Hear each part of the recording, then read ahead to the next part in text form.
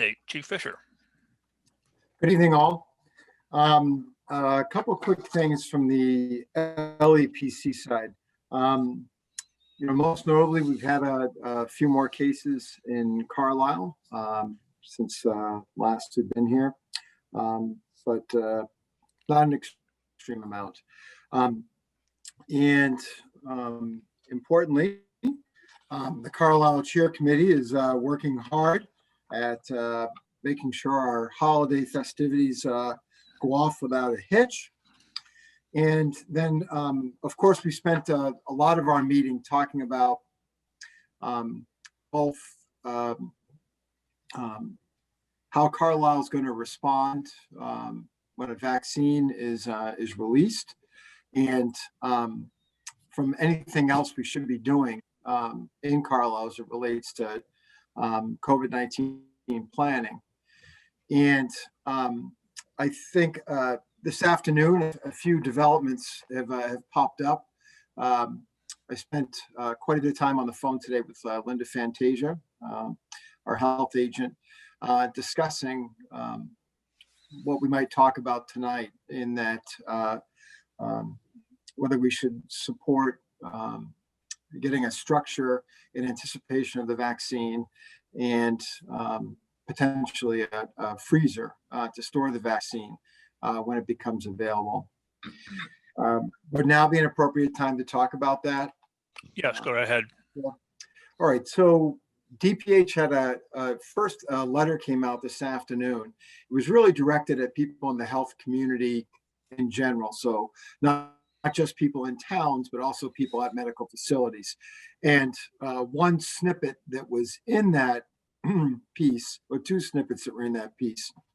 Number one, there is an expectation that after the initial healthcare workers receive the vaccine, there is going to be an expectation that municipalities will bear some of the responsibility or have the opportunity to distribute the vaccine.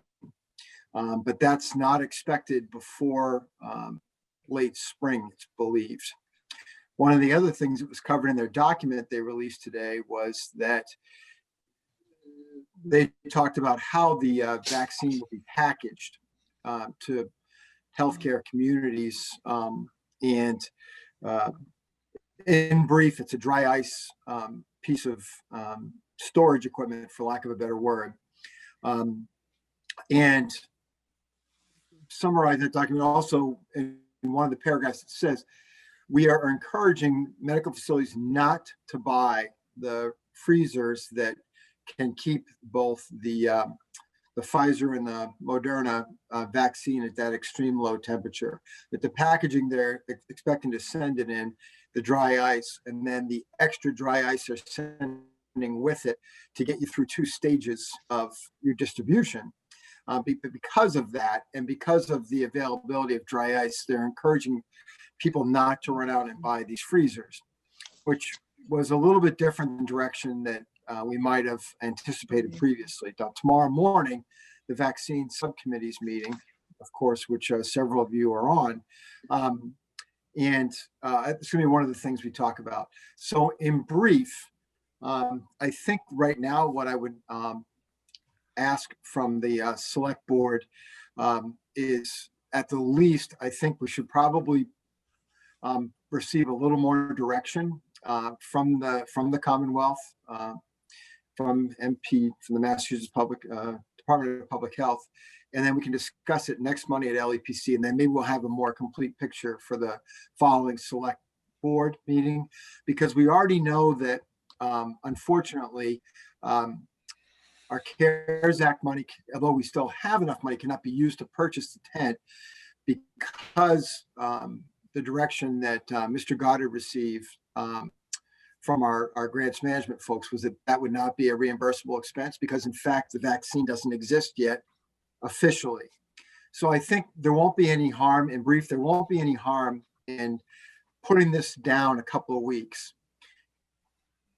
If you take a look at the direction that we received from public health today, as recently as this afternoon at 4 o'clock, which was the earliest a municipality would probably be expected. In my conversations with Linda Fantasia, we're thinking that might be this spring at the earliest, where we'd be expected to be participants in this. So using that direction, this might not be the time to I don't know if rush into this is a bad way of saying, not rush into this. We did it with all the best planning, because we originally were directed to plan for the vaccine, knowing it needed to be kept cold. We got some excellent pricing from members of the Board of Health, who went out and found an affordable freezer for the scale the size of Carlisle. But I think right now, Mr. Chair, if I could ask this to be tabled until the meeting 2 weeks from now, until the LEPC can further discuss this. And if I've muddled this, I'm sorry. I tried to find as much information. Of course, a lot of this came out this afternoon, late afternoon. And I, exchanged a couple of emails with Kate, and I tried to give you a quick call just to let you know, Mr. Chair, that we've kind of had to shift our tone for this evening, for lack of a better word. No, I think it's absolutely correct. I read through all the information that came out from DPH today, and I came to pretty much the same conclusion as you did. So I think it's very prudent, and it's good judgment to defer that decision until we have more information, because it looks like the immediate need probably is not going to be there, that we have to be up and running by the first of the year or something like that. So Yeah, I still think it really helped to have all the planning discussions. absolutely. The Board of Health's commitment to this has been outstanding, and their members outstanding. I think Carlisle as a community stands ready to do whatever we can for our citizens. So I think that that's really rung true. So thank you for hearing me out on that. Well, thank you. And for arriving at the same conclusion. Yeah, no, well, the LEPC has been fantastic at providing the kind of planning that this town deserves. It's really been out in front of everything, and that group has been absolutely outstanding. It is not at all an issue that information is coming in real time, and we'll respond to the situations as they occur. But you're absolutely right. It's the planning is and has been going on for some time, and will continue to do so. So thank you very much for your leadership in the LEPC. Thank you, sir. Thank you. Okay. Any other members of the select board have questions or comments? Hearing none, we will go. Well, the next one we may not have to go because it's CARES Act funding. We've decided to defer that, which I'm sure gives a great sigh of relief to the Finance Committee. But actually, they were very good as well. I mean, when we thought this might be a imminent expense, we looked into, if CARES didn't fund it, would we have the ability to do so on the town by itself? And Finance Committee stood right up and said, yes, if this is a public health need, we stand ready to do that. And it's nice that we may not have to do that right now. We still may have to do it in the future, but for now we can defer it for a bit. So thank you. Any other comments on CARES funding? Tim, do we have any further guidance on where our request sits at the moment that we sent in? It's currently under review. We, as was mentioned, we asked about the eligibility of the tent and the freezer. They were not deemed eligible items. There was an ambulance lift that the fire department had submitted for, and I learned just before this meeting that is an eligible expense. So we will be able to get that in this round of the CARES Act funding. Excellent. Good. Just we put in, we're up around $450,000 or something in original CARES allocation, and we did submit for a large part of that. Obviously, we will not. There's about 110,000 of that we won't be getting, because it was for things that are not going to be eligible for reimbursement, at least at this time. But that's okay. We'll hopefully get all of our legitimate expenses reimbursed. So thank you. It's an interesting time, but one which I can assure the town you are being very well taken care of by the LEPC and the members and all the other boards and committees that are working on COVID-related activities. We are in very, very good shape from that standpoint. All right. If there's nothing further there, let's move on to the tax classification hearing. Melissa. We actually can't begin that, Mr. Chairman, until 7:30. Okay. Well, it's an advertised hearing. Well, then let's go ahead and let's go to appointments and resignations. We can do that. Yes. Get that out of the way.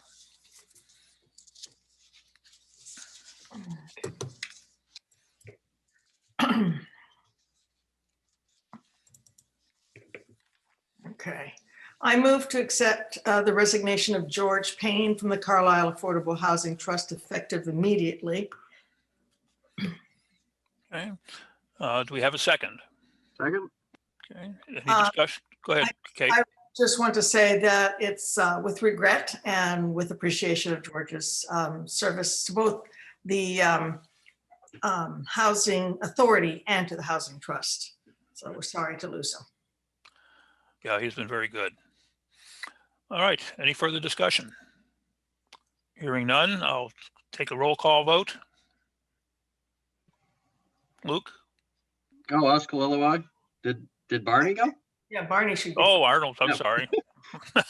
My alphabet's messed up. Yeah, Arnold is muted. Arnold, I. Oscar Lillywog again? Lewis, I. Modell, I. Reed, aye. Thank you very much. I move to appoint Woo-Won J. Lee, Milne Cove Road, to serve on the Zoning Board of Appeals as an associate member with a term that will expire on June 30th, 2023. Have a motion. Do I have a second? Second. Okay. Any discussion? Yeah, very impressive resume. Yes. I thought so too. Yeah. And same for the next one.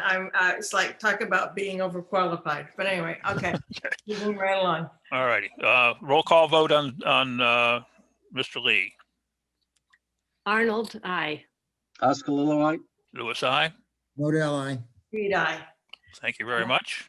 I move to appoint Rick Oakes to serve on the Conservation Restriction Advisory Committee with a term that will expire on June 30th, 2021. Second. Thank you. Any discussion? Again, a pretty impressive resume. Okay, a roll call vote. Arnold, I. Oscar Lillywog? Lewis, I. Modell, I. Reed, aye. Thank you very much. I think that's it. Zipping that- along. After you got several pages of resumes I'm going through here. Just- Yeah. Okay, we're still ahead of schedule. Shall we go to the administrator's report? Okay, thank you, Mr. Chairman. The first item in my report, I'm happy to announce that we've retained the services of the Busk Group to assist us in the cable licensing process, particularly in the ascertainment phase. Town Council assisted with this procurement. I've attached the scope of services for the Busk Group for this engagement, and it will be paid for with the PEG access funds. That's an appropriate use of the funds for the licensing process. So we were happy that we were able to find them.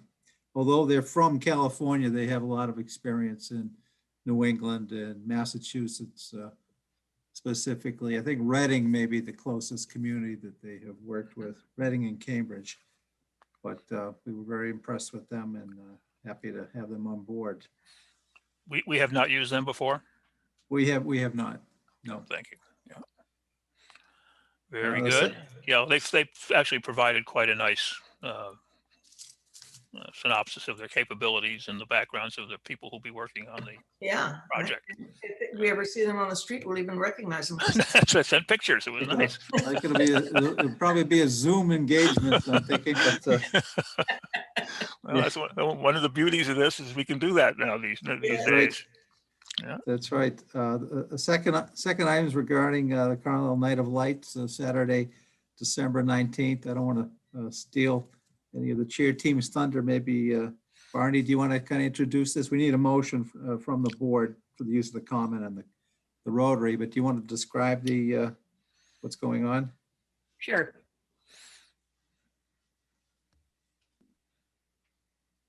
I think she's frozen. Yep, she is.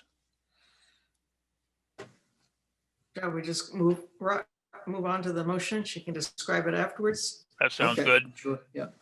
All right, I move the select board support the Carlisle Night of Lights on Saturday, December 19th, organized by the Carlisle Cheer Project, and that we approve the use of the town common and town rotary for a display of lights. The lights will be in the form of paper bag luminaries using sand for stability and battery-operated lights for illumination to be placed on the grounds by the cheer team on Saturday, December 19th, and removed on Sunday, December 20th. Thank you. Second. Second. Second. Thank you. Any discussion? We're going to approve real candles on the grounds of the fire department, no? Yeah, I don't know. It seems to me like there's an awful lot of batteries in this thing.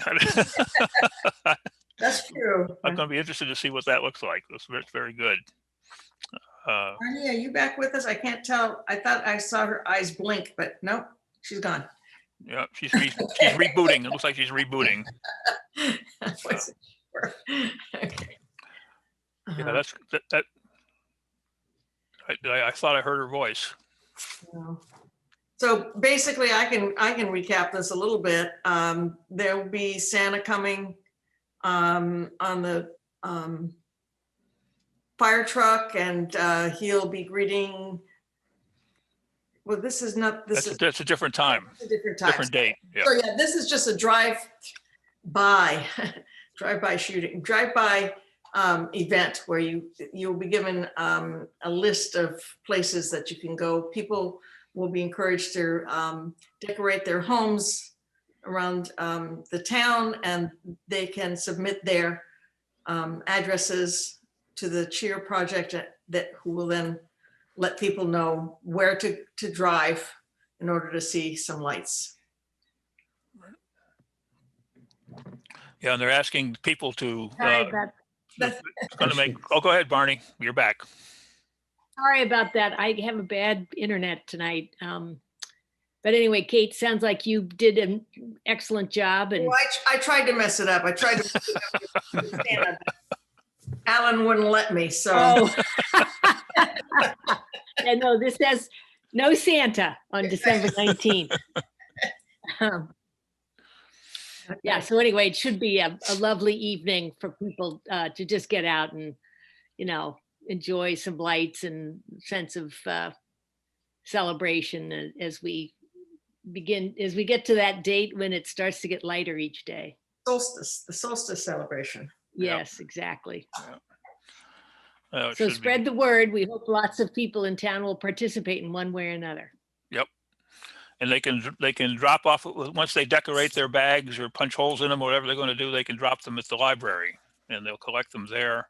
That's right. For collection by the cheer project to then put them out on the common in the Rotary. Good. Yes, exactly. We'll Sounds take care of wonderful. putting in the battery operated tea light, so we don't have any fires. Brian Soros was happy to hear that. And yeah, we'll decorate the town's common. And so the motion includes the approval or support of the select board to use the common, and the FRS has already done so. Right. Well, we've had a motion and a second. Any other discussion? Hearing none, we'll have a roll call vote. Arnold, I. Oscar, Louis, I. Modell, I. Reed, aye. Thank you very much. Should be a fun time. Thank you, Barney. Please also send our thanks to the Cheer Project. Once again, fantastic job and keeping our town happy. Yeah, will do. Tim? Okay, all right, moving on to item number 3 regarding the town accountant search process. I've formed a small working group, a search committee, if you will, for the town accountant, and Kate has graciously agreed to represent the board on that, and Lynn Lipinski from the Finance Committee has also agreed to serve. Currently, Priscilla is reviewing the current job description for the town accountant and marking that up appropriately. I don't think it's been revised in a number of years, and there may be some changes we want to make before we do advertise the positions. But I wanted to let you know that that was ongoing as well. Regarding the upcoming meetings, schedules on our next meeting is on December 8th. And in addition to the 2021 license renewals, and a report, a check-in with the facilities coordination project with the school, and some easements. I think we're going to be adding a check-in with the select board on your goals that you developed in August with Mark Way. So we'll be adding that to the December 8th agenda. And the 22nd is to be determined at this point. And I think that's all I have, Mr. Chairman. Thank you very much. Any questions for the town administrator? Will we discuss the personnel committee under liaison report? Liaison report. Yeah. Okay. All right, we're still a little bit ahead of schedule. Why don't we do the approval of minutes and warrants? Did we have minutes? We did not have minutes, no. Okay, good. So you just need the thing for the Just- warrant. Correct. All right, I gotta get the page up. So, unless somebody else already has it up. Here it is. Yeah, I had it, but Okay, I move approval of the town expense and payroll warrants. Warrant number 3021 for $759,459.68. The town expense warrant number 3121 for $169,488.21. The school expense warrant number 3221 for $54,817.07. And the ban and debt payments warrant number 3321 for $4,857,077.14. Thank you. Do I have a second? second. Second. Thank you. Any discussion? I always tell you, don't spend all your money in one place, but. No, $4.8 million? Nah. Yeah.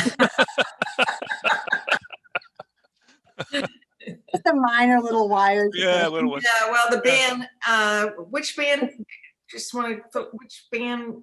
We tied everything together. Part of it, about 720,000, was from an existing note that came due around the same time.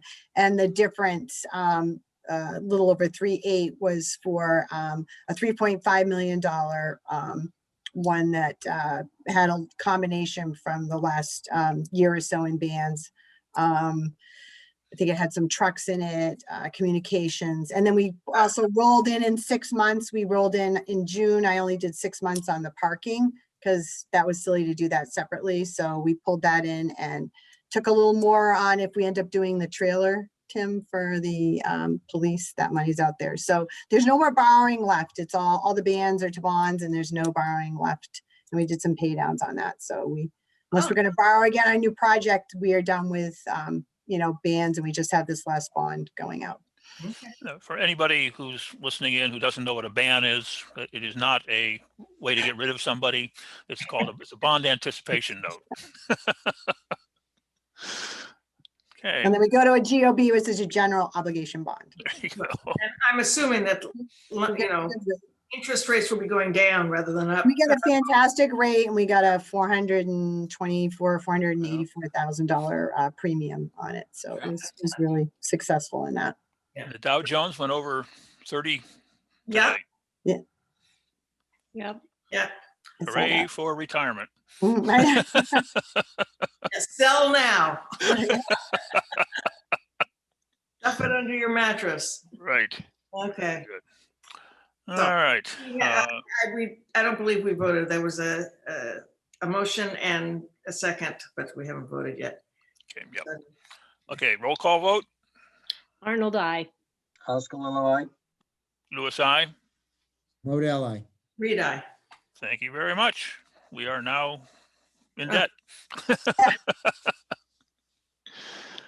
All right, let's see, what's the time doing? 19:27, okay. Insurance? Okay, we can do that. Let's do that. Yep. Which Insurance Advisory Committee recommendation.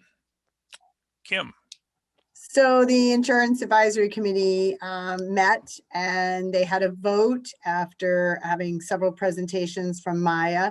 And it was in the best interest of the Insurance Advisory Committee to put forward to the selectmen to move from having our insurance with Minuteman to Shoba to Maya.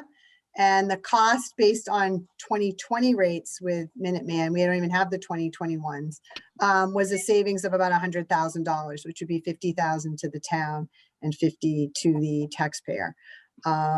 We don't know what the new rates will come out in March, which could be even more of a savings, but we're moving from having a combination of Fallon, Tufts, and Harvard to having having Blue Cross Blue Shield payments. So we feel the move is very good for the employees and the retirees.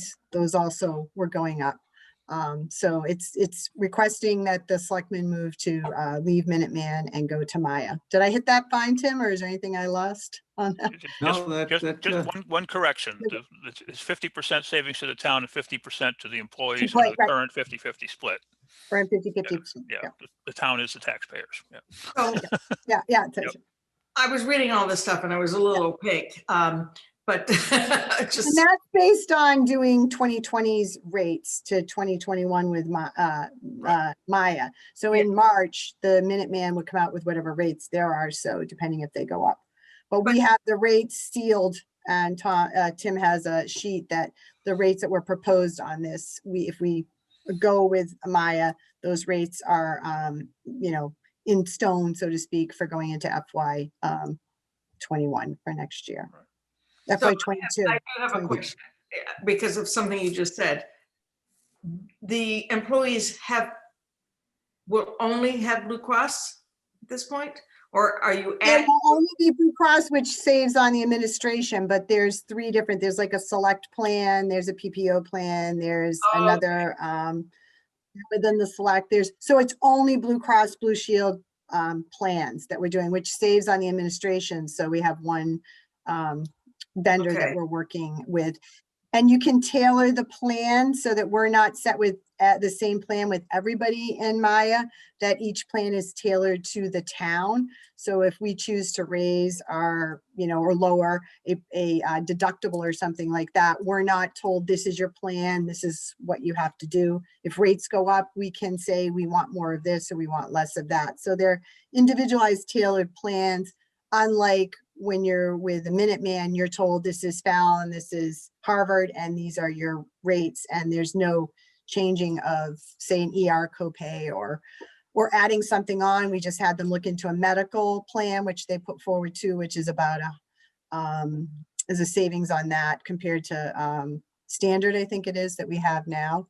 But it's strictly only all the plans that you have the choices of, they cross-referenced are all Blue Cross plans at various levels. Okay, and you did this was with the Insurance Advisory Board, which includes representatives of the employees, and they're okay with this because, if they had Harvard Pilgrim and liked it, that's no longer available to them. So So they crosswalked all through. I'm actually the only I'm the chair, but I'm non-voting. So the voting members were, there's a representative from police, fire, a town hall employee, a retiree employee, a school, a library. Did I miss anybody, Tim? It's quite a large group. So DPW. DPW, everybody was represented within that. We also did a check to make sure that everybody's primary care physician would be covered within it. So they did apples to apples as far as if you had this plan, we had it tailored so that nobody would lose. I think there's one thing in Fallon that was something that the pediatric care, what was that, Tim? The dental. So that's why we did Yeah, another the dental benefit. dental plan. They have it for pediatric, not for the adults, but we have a dental plan now in place. And a lot of other ones had the other, they had the dental plan, can now choose for the Blue Cross one. Okay. So, and then we're guaranteed not the next year to have it Cripples, average. you know, you do something, you know, no good deed Right. goes unpunished, sort of thing, and I just want to be sure that we're not We- gonna be caught, you know. Right. We brought it up in the department head meeting several times and everyone was very excited. And because it's such a large group, and it was a unanimous vote to go with it because every, you know, aspect of, you know, even not just town hall, but police, fire, DPW, school were all represented. It had a very good, was well received. And again, Tim sent out the list and all the employees were asked to check if their primary care provider was on that. And if they weren't, to let him know, and nobody responded. We've just had good response. So that's where we're at. So there's a recommendation to you. Yeah, there's another advantage of this is that if we have a bad year or something, it's spread out over a much larger pool.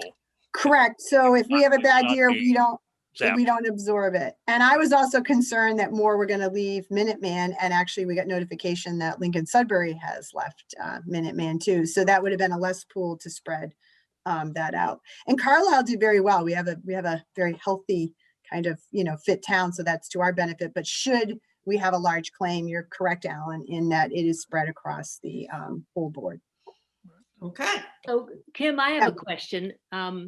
So if I'm looking at this, let's see, the sheet that I think Yep. is page 24, if I've got the numbers right, that shows that all the different plan names and the number of people enrolled, and then what the changes are, you know, in monthly premiums. Hang on. And it looks to me like the Fallon Select Individual Plan, which has 24 people in it, is the only one where the premium is actually going to go up for people. Well, right. It will who make go the up. switch. Again, that's the only one that will go up. I think it's around 3%. That's also based on 2020 rates. So unless when we get the March rates, if Fallon goes up anything more than the 3%, they would have, you know what I mean, paid that. So yes, that's the only one that's showing that it will go up, but we don't. Fallon last year, I think, went up 6%. So if it goes up 6% this year, they'd actually gain 3%. Do you know what I'm saying? I do. So my question is, so the MIIA monthly premium amount here, Right. is that the quote for us? If I read this right, the switch doesn't happen until next June. Is that right? That happens till June. So they're giving us, they base them on what our rates are for 2020, 2021, but we get those rates for June. And the rates For a year? for a year. Yeah. And then the so- renewal is on an average, but Fallon shows an increase, but it's also basing 2021 rates to what we existing pay on 2020. So we could, in March, it would be good to see. Some may say, some will even save more if the rates go up with the other two. And Fallon, you know, could be a 3% saving, could be a 0. If they just stay level, they would pay 3% more. You're correct in that. Yeah, so I just want to go back to your comment about the people that were on the committee. So it looks, if I'm reading this right, these are in this top box is all the enrollments of people that are currently still working. And then there's a little section below for retirees. Retirees. Right? Mhm. So the 24 people that are currently working who may see their premium go up, was there anybody representing that group on the committee? Yeah, there were several that were on it that actually had Fallon. They'd still rather go the Blue Cross Blue Shield. And again, that Fallon rate compared is 2020 to 2021. So they Correct. know in the last few years, Fallon has gone up 4, 6. It could go, you know, if it goes up 6%, then you look at those new numbers, they're going to actually pay, be on a different rate on it. So they understood that. Okay, There was a question with, percents and rates on that, which we decided to wait on. But they know that, but they also know if we don't go and we stay, if the rates go up in March, which they have been, it could go up 6% and they'd be going up 6%, not, right, the 3%. But they right. were aware, as Tim knows, and Anish, I know, is, and several ones that were on the committee actually have Fallon, and that was a question. But all their benefits will go over, and they'll gain some other ones on that. So it was still an excitement and thing on that to still go with it, even though those were showing they were the only one. And most of the time when people swap over, that Fallon tends to be the one part of it that all the towns, tend to go up on. And if it had gone up more, we might have made a different decision. But again, Fallon has in the last few years gone up anywhere from 4 to 6%. So if it goes up 3%, they'll be at 0 with that. I'm not following something. Isn't everybody rolling over to a Blue Cross plan? Yes, So why is it relevant what these individual plans that they have now go up or no? because they were crosswalking to see what, because if it had gone up too much and you have employees going up 10%, they wouldn't want to change No, but over. I So mean, I guess I'm not following. Are you saying somebody now on Fallon would see a 3% increase when he or the she? monthly rate they're paying in this current year in Fallon is Yeah. what they're going to pay next June is 3% more. So For their Blue rate Cross Blue for Shield. Blue Cross Blue I Shield. get it. Okay, I see. But we don't know what the Minuteman rates would be because they Yeah, don't right, come right, out right. until Right. March. Now So I understand. depending on Okay, that. so- So so there's they're all where rolling- everybody else, David, is actually already getting a savings down. Right. So But tell the- me, and by the way, go ahead. But the town itself, if you take the split of 100,000 that went out, so some will gain, employees will gain different on different ones. The town's, the taxpayers' savings on the employee share is 50,000. That could go up when we look at what the new rates are of what our budget actually Yeah, would but be. I mean, right. My experience with Fallon is they come in low and they jack it up. That's what the experience has been, is they've come in the most lowest. Fallon people leave. Fallon's a 2-year model. They get you in 2 years and then people want to get out. Correct. The other concern, which everybody realized, is the rates have been consistently going up. If they looked at, and I don't know if Barney has it, the average of what Maya's gone up. And this past year, it was like, I think it was 3%, but the year before that, it was like, 1 something or 0.6. Right. So their average of what towns have gone up. And if your town goes up too much, and you find people using emergency rooms, you could say, okay, well, we'll keep the copay for doctors down, but we're going to raise the emergency room to 150 so people don't use that when they don't really need to. So you have ways that you can, help when the rates go up to work that. But Fallon has been one that, like you say, you kind of get in and then it's been going up steadily. So give me the historical perspective. MIAA or MIIA, whatever, has been around a while. Why have we historically gone with Minuteman if MIAA had such a larger base to work off of? Well, it was a lot of work just to have them give us a quote, and they actually had a town that came in, and they do have a good retention of keeping towns. And the town that left can't get back in because their rates have gone up so much. I don't know. My history's not here. Tim could probably answer that, why it hasn't been looked at before. It's just that you have to present all your over 75,000 claims that you've had and get an evaluation, per town. And we fared well. If we waited 2 years and maybe after COVID or something, they might say, ooh, all the rates might go up 3 or 6% and we might not be able to get in like some towns have But I it. mean, broadly speaking, MIAA Yeah. they offer Well, a bigger base, a better I purchase. think the thing is they work with one Blue Cross Blue Shield representative that, supports them. And because they are in a large, group, they can offer better rates. That's why they don't give you Fallon or Minuteman or other choices. It's strictly Blue Yeah. Cross. And we're also saving because then you have one administrator. So that's a better savings than having 3 different administrators and 3 different plans and having like 24 in this plan and 12 in this and 15 in that. makes We have sense. every employee now in it. Tim might have a better history of why we didn't, it wasn't looked at before. Tim, wasn't Carrie like the chair of the Minuteman group? So, I mean, we had. Yeah, our she treasurer was. But I don't know, I don't want to lay blame at anyone's feet. I just would say historically, past treasurers have either been too busy or not interested in seeking outside. Really? At this cost of healthcare, I'm surprised to hear that, but okay. I'm glad we're doing it now, anyway. So I have another question, Kim, on the chart. This, what number? I don't know. It has the deductibles and the copays and the out-of-pocket. So, I mean, one of the things I'm sure you considered is, whether you go with higher deductibles or higher max out-of-pocket and set up an HSA. Have you guys considered all that stuff? We have HSA doesn't, I think we have one, maybe two in the town. And when I've been on most of the meetings, there's not enough of a match to make it worthwhile for the employee to go with that. But we can tailor our plans each year as we go forward. What you see in front of you is an exact mirror, apples to apples, so that nobody is losing any Right. a That was type my next question. So of, everybody has the same. right. So you have the same copay you have in the regular doctor, the specialist doctor, the ER, your deductibles, everything they wrote, and they can do that exactly the same.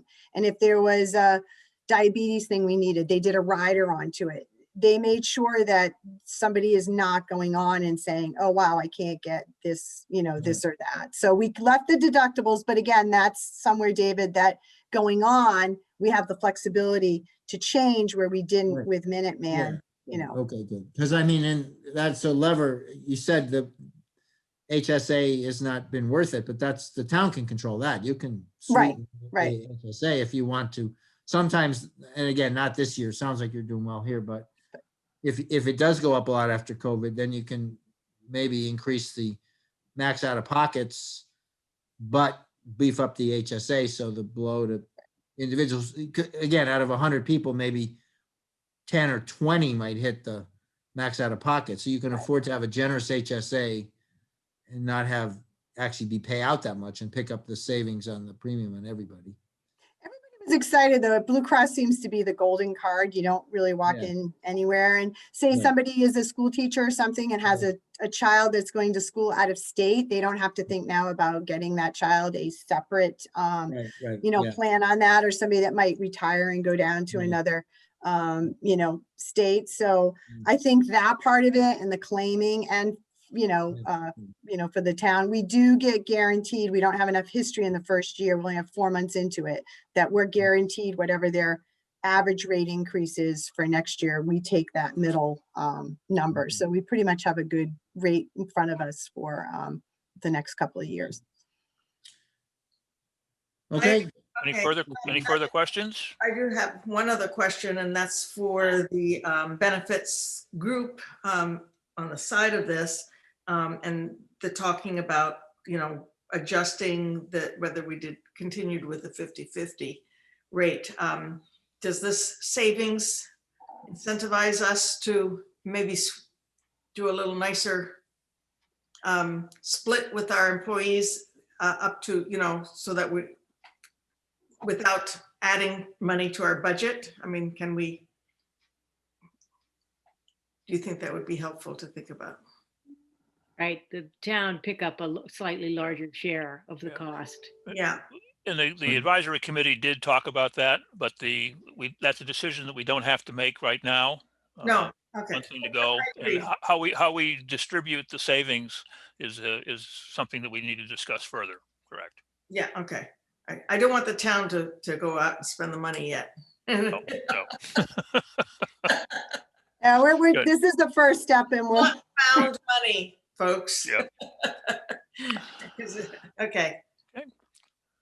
All right. We have a motion and a second. we might have a better idea of a savings too, Kate, once we see what those March rates would have been, normally, really what it would have been, for the two rates then. All right. So there's no motion written here. So I move that we authorize or that we support. I think, Tim, there is an actual motion there. Should be. On our cover sheet. Tim, is that right? We have a letter in the packet. Yes, I saw. Basically, it's that the town would seek to withdraw from Right. Minuteman Neshoba Health Group effective May 31st, Okay, so 2020, and Right. to join the Maya That- Health Benefits Trust. I for move FY to 22. authorize our town administrator to sign the letter notifying the Board of Directors at Minuteman Neshoba Health Group that we will withdraw from their program. But that doesn't say anything about us joining MIIA, so. Just add that. You know, that's the And motion. to add, And join, and concurrently The, join the MIIA insurance group. We have a motion. Do I have a second? Second, Thank you. Any further discussion?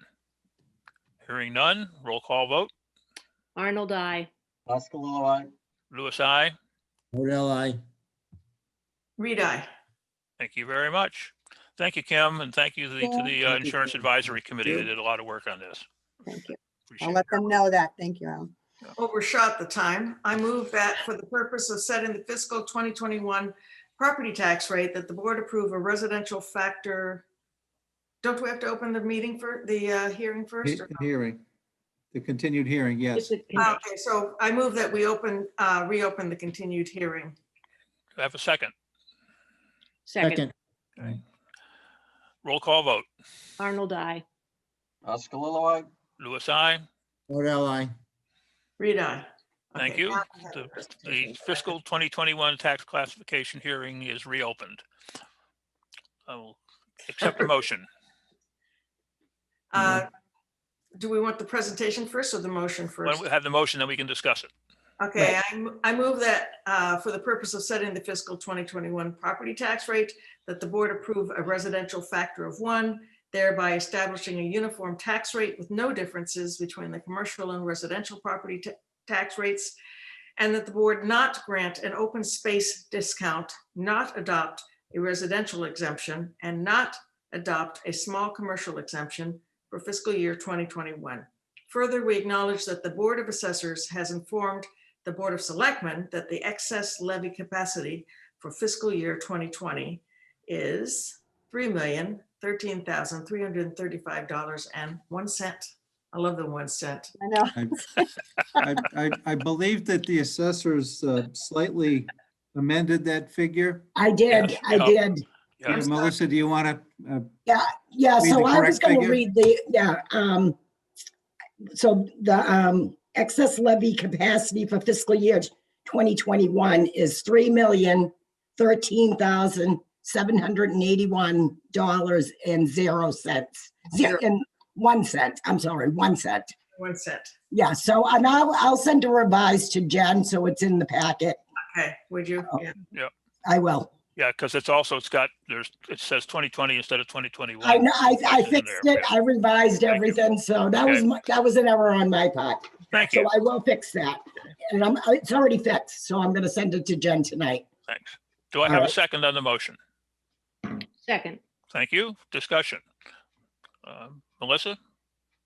What would you like to speak about? Because, do you have any questions or I think you the, did ask me to report what the average tax assessment was? that might be good.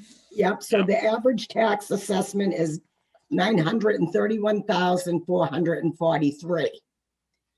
And the average tax bill now is $15,164. So it's a change from 2020. Mhm. So, and you know what? The tax rate went down too. So the tax rate went down. What is the new tax rate, Kim? 1628. Yeah, 1628 from 1826. 1836, I think it was. No, it changed. Okay. It changed on the recap a little bit. It was tweaked. Well, anyway, when people are looking for properties, it always looks better to have a lower tax rate. It does. So It that doesn't mean does. that they're gonna pay less taxes. Even though their house is going to cost them more. Yeah. They'll see the $2 go down, like, oh, wasn't it 18? Yeah, but It does make a difference, you know, when the surrounding communities are at 12 and you're at 17, you know, or whatever. Yeah, I'm pretty, Everybody in town is richer than they were yesterday because their houses are worth way more than they thought. they are, so. It's 1628, the new tax rate, Kim. 16, that's what I said, yeah. I said 16. I think it was the one from before I was saying 18. Yeah, right, so, yeah, it's 1628. 1628, which is a good thing.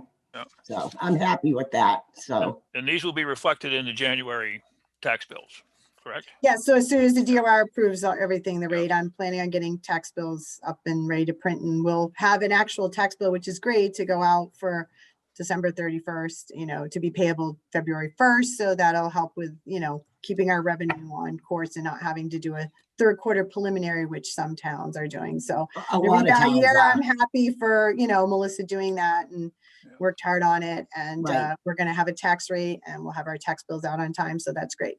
And the good thing is I'm only in the abatement process for 30 days. If we didn't send the tax bills out on time, I would have Oops.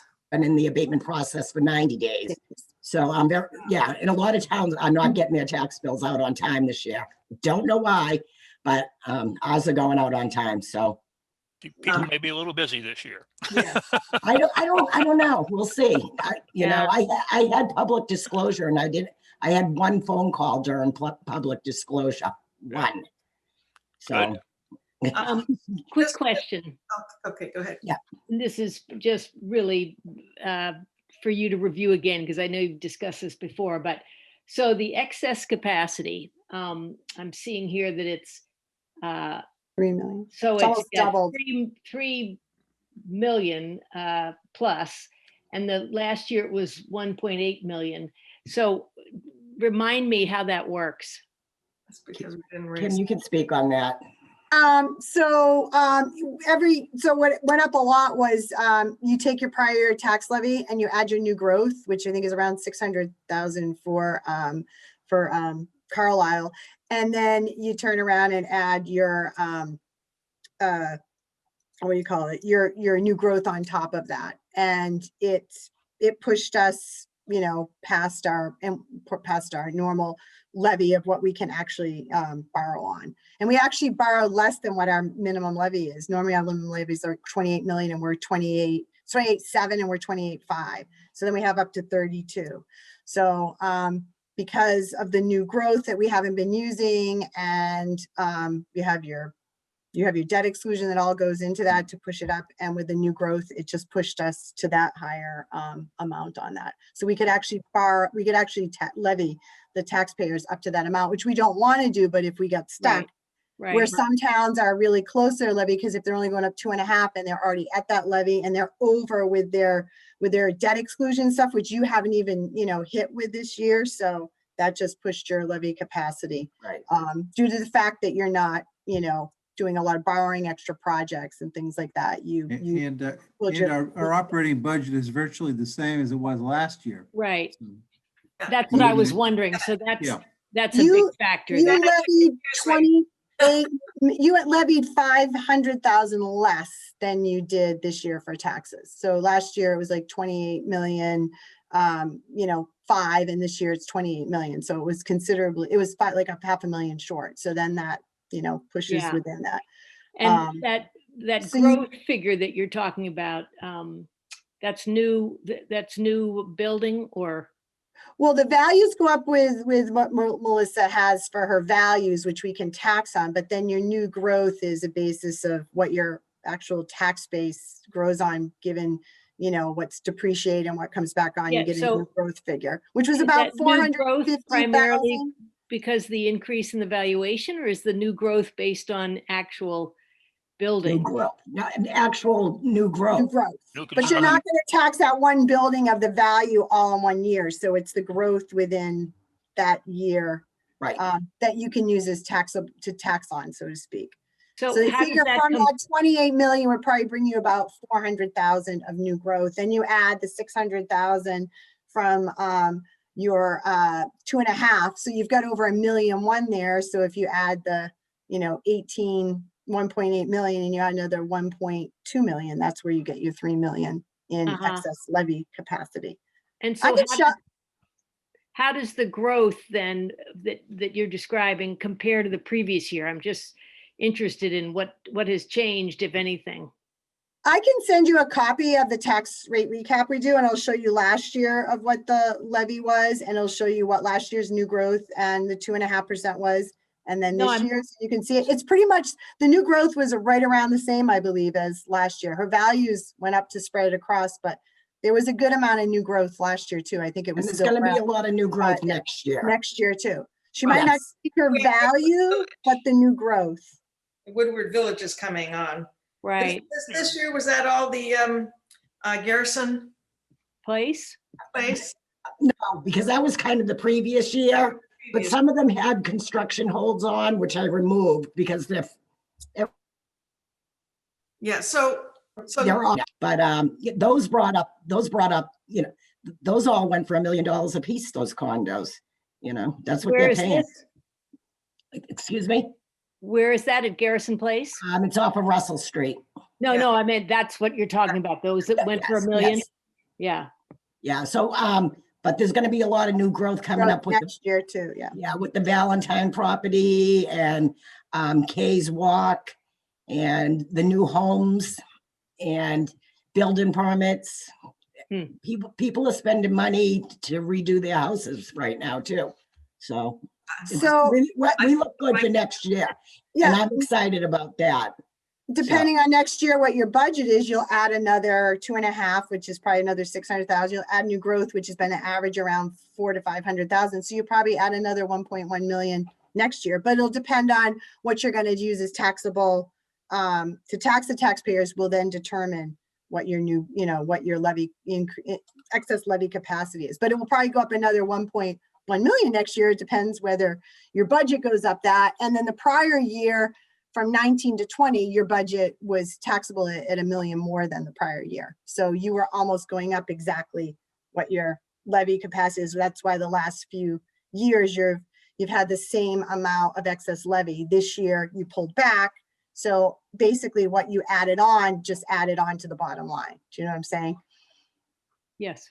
So Okay. next year it'll go up 1.1 million, but it depends on what you do for the budget. If you do no Right. increase in your budget, then you're going to be at, 4 million in excess levy. If you end up doing some, projects or municipal facilities, or your budget goes up, whatever, say it goes up $1 million, now you'd come down, Yeah.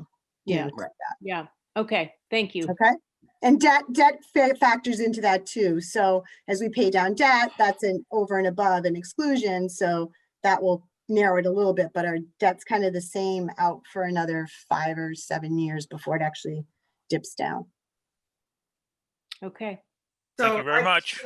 Just want to say one last thing, and that is in March of last year, our unemployment rate for the town was 2%. It went up to a high of 18% in June, and it is floating down very slowly. But as of October 31st, we're still at 5%. It's been 5% most of October.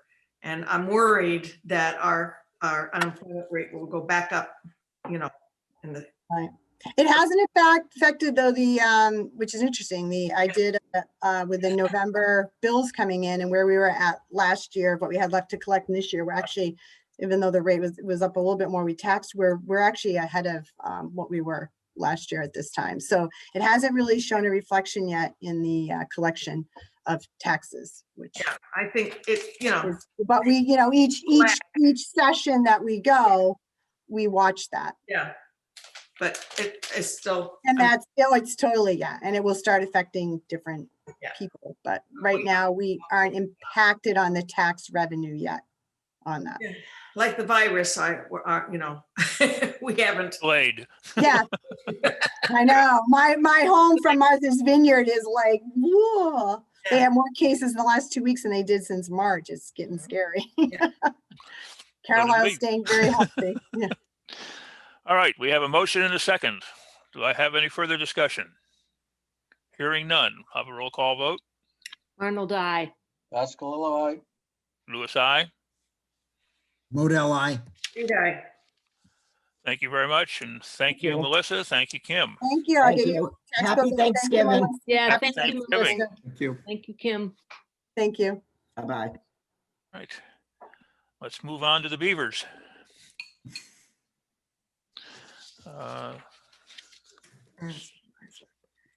Where's that beaver?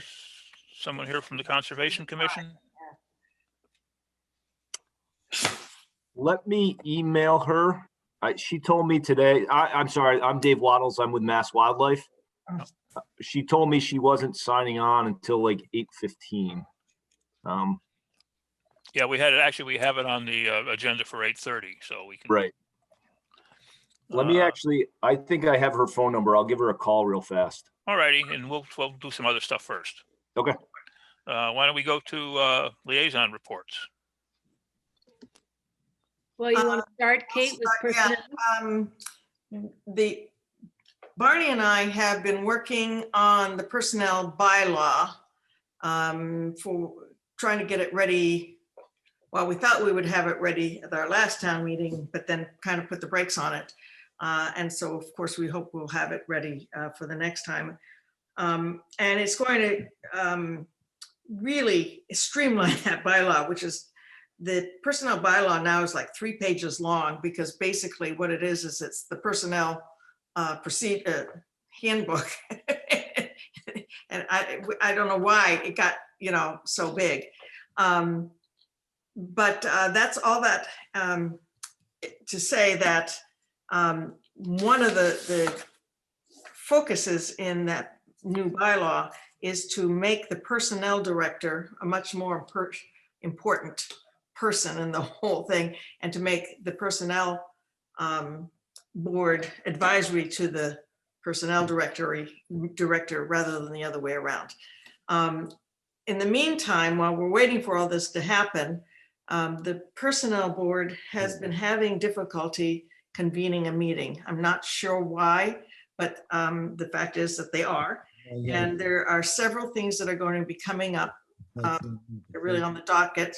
The one major one of which is the COA reorg, and nothing can happen at this point with our current bylaw if they don't meet. And so Barney and I wanted to propose a motion, and I have I have to look it up, but I have the wording for it, which was looked at by town council. Sorry.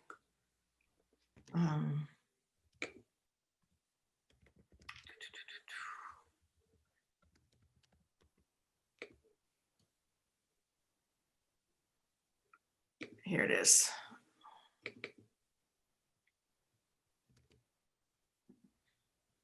I think if I can open the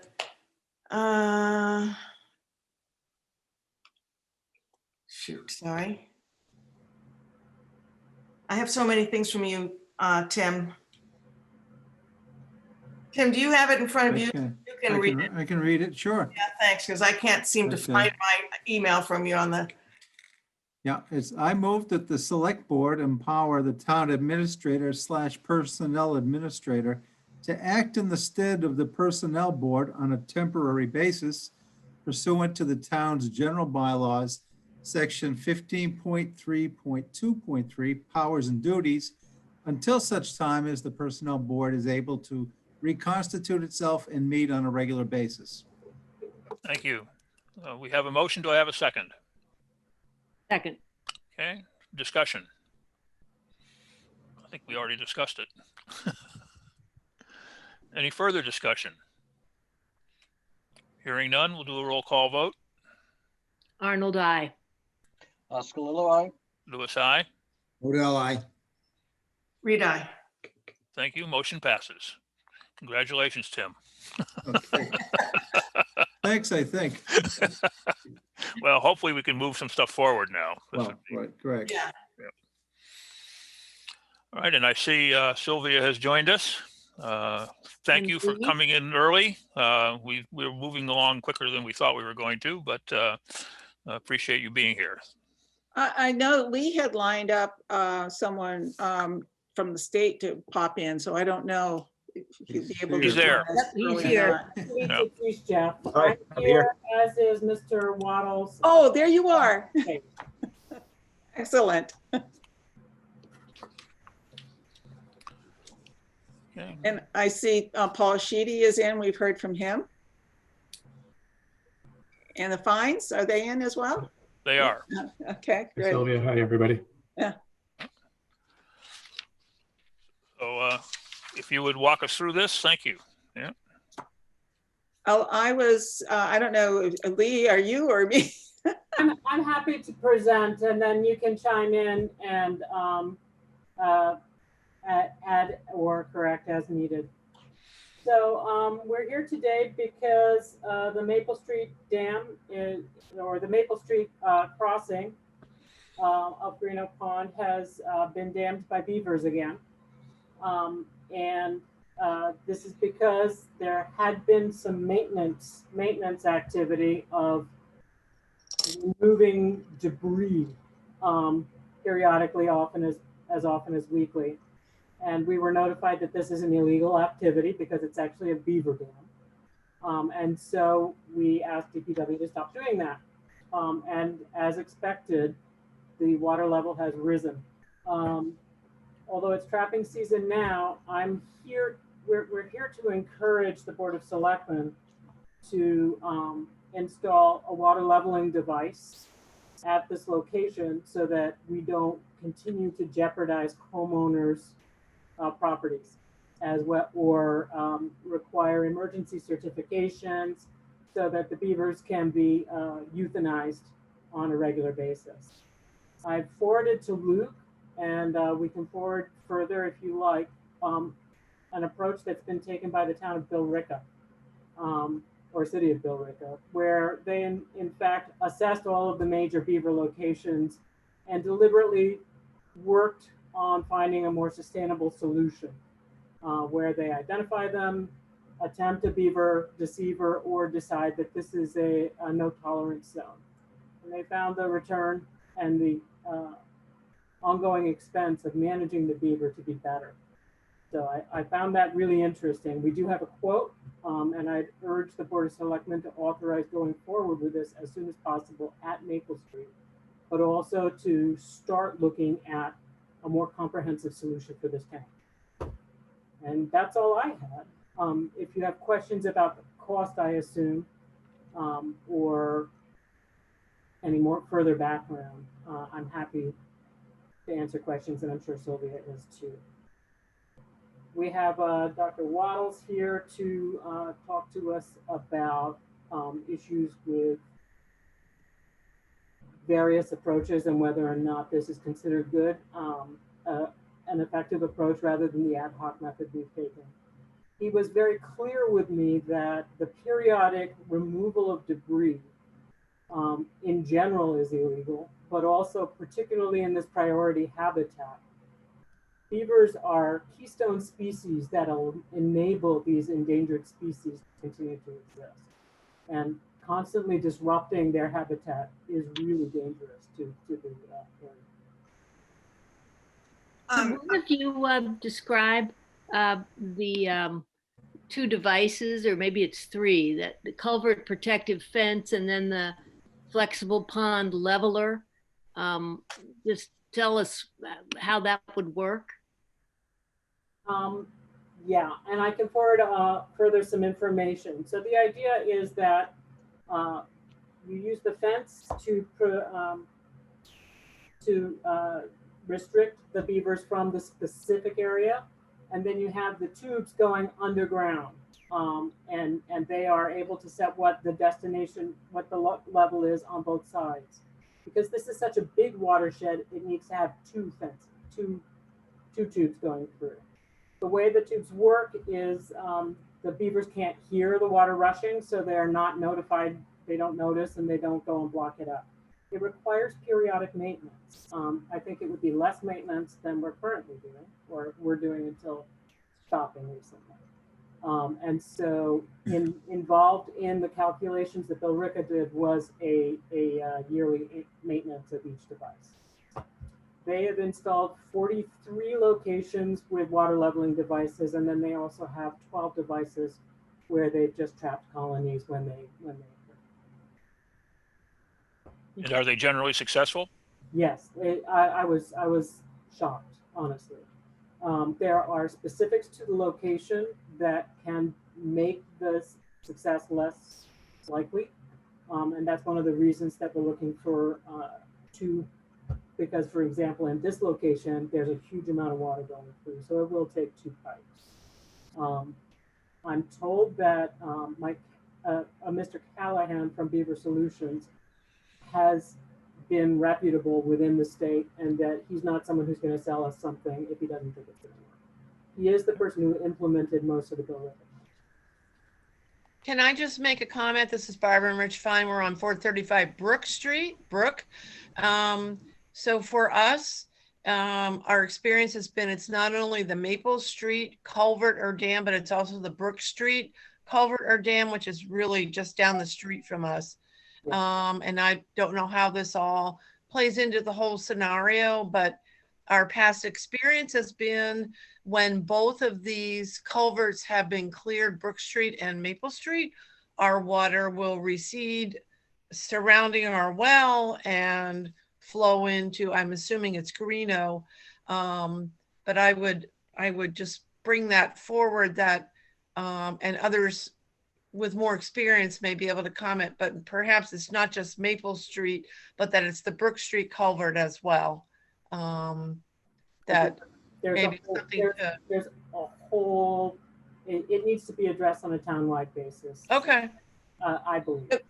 There's 2 culverts on Brook Street that have issues. But, and and the Cranberry Bog, which is also blocked. Mm-hmm. And the spillways at the Greeno Dam as well. Mm-hmm. One of them is blocked, and the other one has a grate that keeps things from building up there. But my concern with Greeno is that right now there's way too much water in it for this time of year. But it's going okay. I was out there today. I've been going out every 2 or 3 days to check on it. And it's, about 3 inches below the top of the dam. Yeah, so just as a citizen of 20 years, the newcomer here in my neighborhood, I can tell you the emotional stress of seeing the water build up, come closer and closer to my garage, to my basement, and to my well is, it gets really quite extreme. So at any rate, I've sent photos of the damage that the water has done to my garage that I had to spend $3,000 to fix. And so it is a real problem, and it's happening right at this very moment. If you were to come to my property, you could see the water is up against, well, it's flooded my backyard, and it's not going to stop. The beavers, as Dave, I'm sure, will tell us, don't have another job. They have one, and that is to build these dams, and they're excellent at it. And so the water level is just going to get higher and higher. And so I'm delighted that we have a solution on the table, and I'm 100% behind it.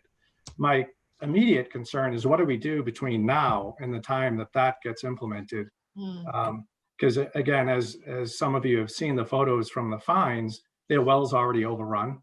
My backyard is already full. I see Anna, another neighbor, is here online. Her backyard is, the water is creeping towards her basement as we speak.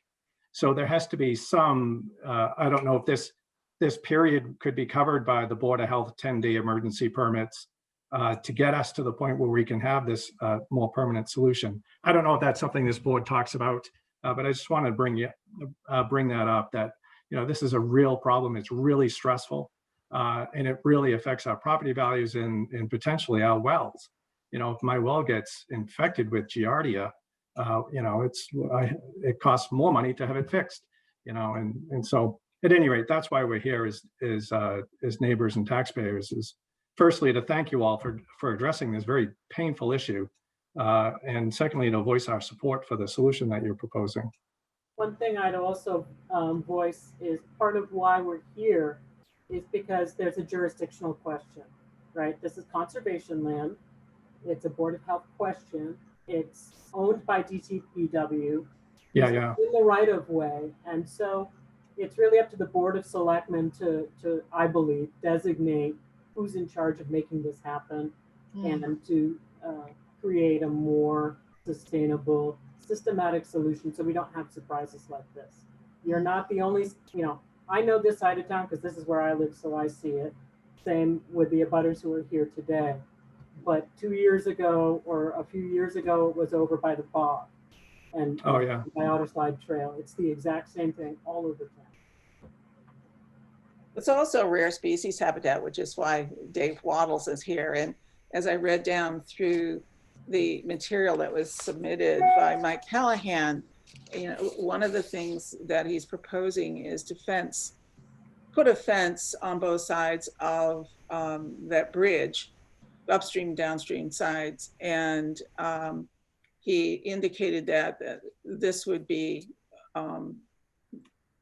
allow for turtle passage. And I just, that's one of the things that I'm worried about is the turtle that we happen to have there is not a small turtle. It's, not as big as some, but it's, Dave can say how big a Blanding's turtle gets, but I bet it's probably, 8, 10 inches, 12 Well, inches. I can tell you, Sylvia, firstly, I'm delighted to hear you say that because that bridgehead is quite narrow and it is downstream. And several years ago, 5 or 6 years ago, I went down, there was a dam with a huge dead turtle embedded in the dam. It looked like it had either tried to go over it or through it, and it drowned.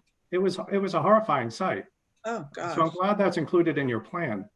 Well, And it has to be. it's not my plan. Oh, okay, all right. What Beaver Solutions came up with, we called Mike Callahan out this summer when this first came up. And he provided us with this proposal in the middle of August. And at that time, it was a drought. It wasn't at that point a public health emergency because we were in a drought and the water levels were low. But looking ahead, we could tell something was going to happen once the drought broke. And I don't know if the drought is officially broken or not, but we've got plenty of water out there. Had we thought of it, we could have come to the Board of Selectmen this summer, and I'm sorry we didn't, that we waited.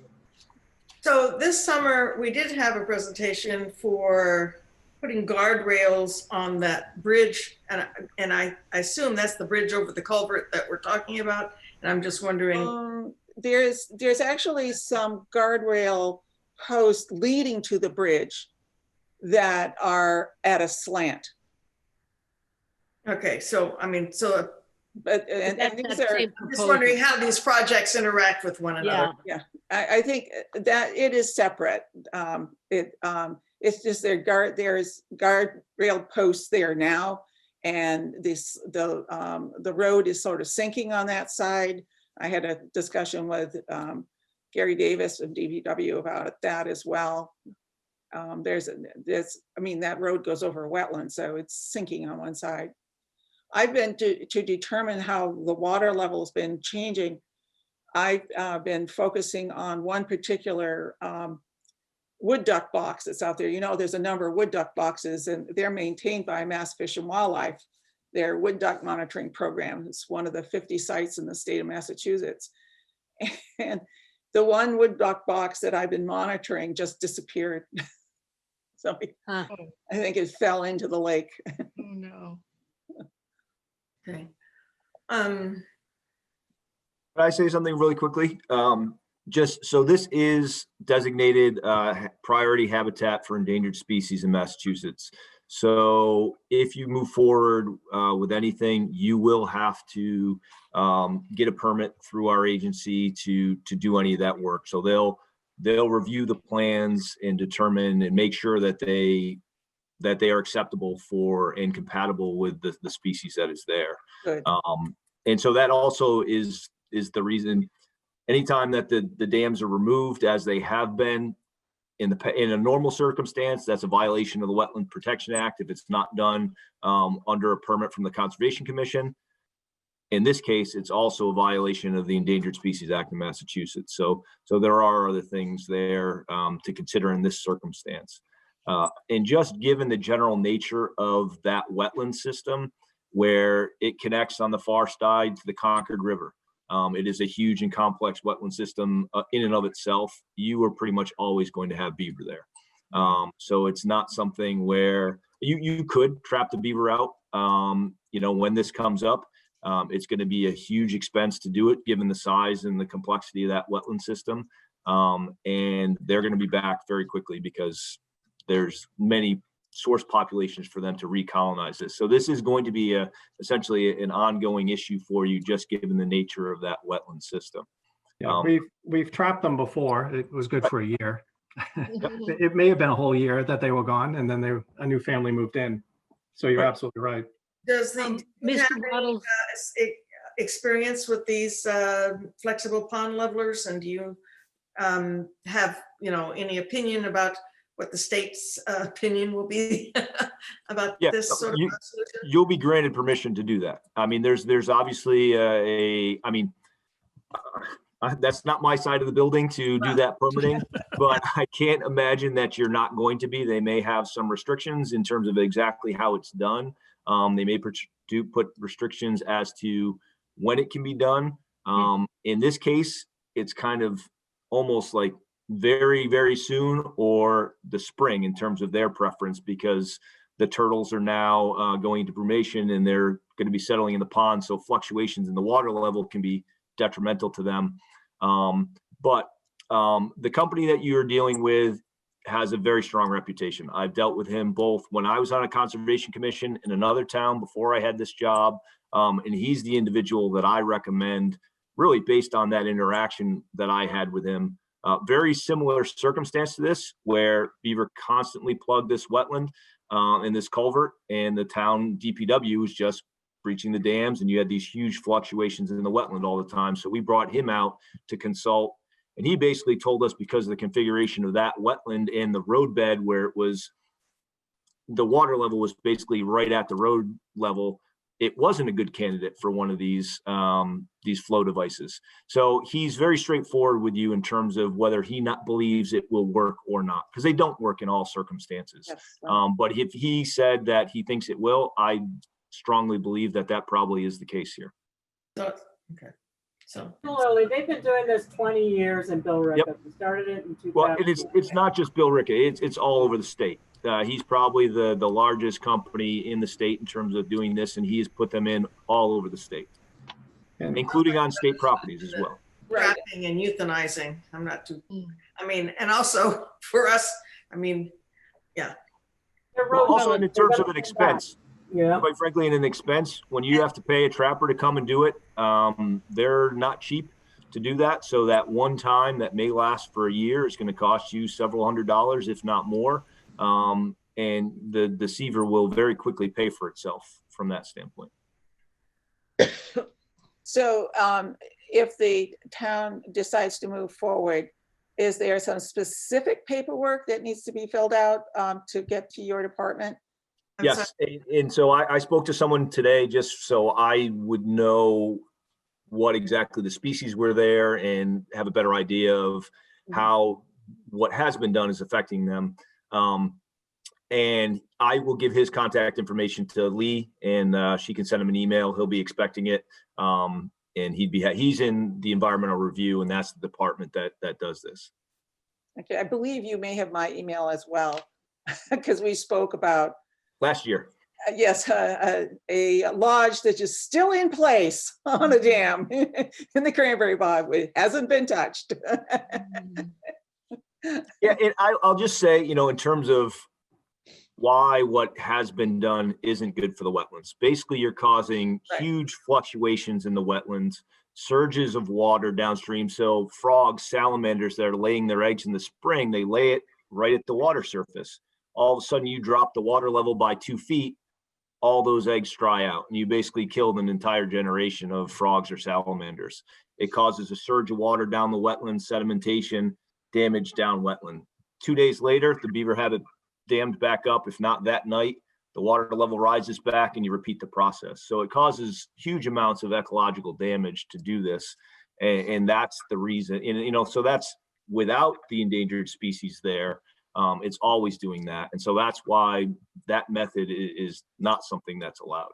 But the balance is our wells are being flooded. Oh, certainly. So I'm just so- speaking, there's no question, you are experiencing property damage and that can be rectified. And this will, in theory, give you a long-term solution that will drop the water level and it will keep it there rather than allowing it to Yeah, it's all about periodically flood. predictability. Yeah, and I think truly, the beavers will thrive with a predictable water level as well. So I think everybody wins. Or they'll go somewhere else. Yeah. Oh, yeah. Right. But the question is, how do we? I understand that the solution is most likely going to be what Beaver Solutions recommended. I did actually speak to them 10 years ago when we first had them out to look at this culvert. We ended up at that point. I got a determination from the Board of Health of a threat to public health and safety because the dams had overrun my leaching field. And we ended up trapping them, and it was expensive, and it didn't last long, and it wasn't a town-funded activity. So, it's not something I'm willing or excited about doing again. But I'm much happier that the town is taking this on, and it sounds like we have all the right professionals in the right place to make that best plan for all involved. How do we get there? How do we get there and not have our wells contaminated? That's really what my concern is. My immediate concern. I have every faith in Linda and Sylvia and Lee and everyone else that they're going to do the right thing in the long term. We just have to get there. Well, we have a recommendation and the cost is not excessive. It's I think probably a reasonable cost. The only thing on there, I have one question, which frankly, it doesn't change the way I was going to vote, but it talks about town supplied pipe. Is that something that's important in this? The price you see in front of you is considering it has a credit for the pipe, assuming that we've bought it. If we don't, the total cost is on the order of $3,000. I mean, yeah, and that to me, if we're buying it, we're paying it for it one way or the other. Yeah, exactly. So if it was something we have laying around the DPW yard, that's one thing. But if not, it probably should be included in the cost. I'd also suggest you put together a working group to propose and implement a plan. You mean a townwide plan? A group of volunteers or of staff. You mean like a townwide? You mean like the Billerica plan? Yeah, I know Isabel Turcantonis fairly well, and I can get in touch with her. She might be a really good assistance. So, Alan, are you looking for a motion here? Yes, I am. So I move that the select board support this approach to managing the culverts on Maple Street. Do I have a second? Second. Any further discussion? Well, yeah, I just, so are we supporting all the parts of this? Because it includes not just the culvert, not just the Maple Street, but it also has the optional maintenance plan. And then it also has money for initial beaver conflict site assessment. Has that already been done? That's already been paid. That's been done, and the Conservation Commission paid for that. I see. Okay. So what we're talking about is the first 2 pages. That's the 2,191. Right. Actually, Barney, my motion didn't really reference this. Right. No, I know it doesn't. I'm just trying to sort out that in general. I think rather than either our DPW taking away debris or us trapping beavers, this is the way we should approach our. No, I agree with you. I'm just wondering then, are we, so it's going to then fall to you, Sylvia Conscom, to implement this? That's precisely where I was going to go, was to ask you who should take ownership. Yeah. Yeah. Well, I mean, in the long we run, can certainly pursue the permits. What we don't have a lot of is the cash. So We can authorize that. okay, great. Yeah. So so the motion is to approve this approach to just specifically Maple Street? I'm talking about it. No, well, I actually think this is the approach we should take for all beaver issues in town, or culvert issues in town. I'm trying to make it a broad Yeah, motion Well, of support. Well, Rather, I think we should go by what is recommended by the conscom. And right now we have a single recommendation in front of us. If they come back with another recommendation for doing something on a townwide basis, we can get That's that one okay. anytime. All But right. rather than us acting as the experts, let's Right, no, defer to I'm- the experts and accept their recommendations. I have one suggestion that the Maple Street Bridge proposal will help will certainly help some of the residents on Brook Street. It wouldn't necessarily help the fines because there's a culvert between Right, this place and the fines that Right. Gary has done the same kind of work to relieve Other the flooding on their land. And so it's conceivable that we should have Beaver Solutions come out there as right, well to take a look. right. I would ask for that because yes, that is our experience over the years has been when Brook Street and Maple Street have been cleared, our water level dramatically decreases. So doing just Maple Street and not Brook Street, it probably won't help us. Yeah, I agree Yeah. with you on that one, Barb. Yeah, We don't have a quote for that. So, I mean, what we came with was this one specific one, which I would encourage you to approve, including maintenance of that. The beaver deceiver is useless if it is not maintained. Sure. Mm. And so I'd encourage the Board of Selectmen to authorize this proposal and to authorize us to assess as quickly as possible some of the urgent sites, possibly to come back to you within a meeting or two. And if you'd like to address both of them at once, I'm happy to do that, but I don't have specific numbers. I would like to move on the recommendations that are before us. And if there are additional recommendations, come back and we'll address them at the time. Okay. sounds good. The motion is to support the recommendation before us. Correct. Okay, do I have a second? second. Further discussion? So just to clarify, what are we doing about the Maple Street culvert then? Nothing yet. But between the time, I'm sorry? Right. Yeah. Yeah, the Maple Street, I got that. I heard Brook Street, but we are approving this particular proposal, which says is that they'll put the fences in and the water balancers and they will do some. And so what's the remediation for the Nurembergs, us and me and the fines between now and the time we implement? Because I can tell you our wells are underwater. And that's not our. Okay, so that would be like a Board of Health issue or? Yes, yeah. I mean, if Sylvia, would you we wanna- could say, we could say, well, we'll tell Gary to go, take some debris out to level the water down, which turns out that's illegal. We can't tell him to do that. Forcing him to do something illegal. Yeah. Right. Which I is why I will had to send tell him Lee- to stop. I will send Lee an email as soon as I get off with our contact. And I will write in the email to him expressing that there is current flooding, people's septics and wells are flooding, and that the town sounds like you're going to vote for this, is planning on putting in a beaver deceiver there, but there's also immediate flooding in the town that the town needs to address. And I'll make sure he's aware of that. He's a friend of mine. I'll text him as well. So he's anticipating this email. So he gets in touch with Lee as quickly as possible. So something can move forward there. That'd be great. Yeah. Are you talking about Mike Callahan? No, this is in our department for the review, for the This is endangered perhaps- species Have the review. permit in hand. Get an exemption so they can do some Right. clearing unless they bring the water down now.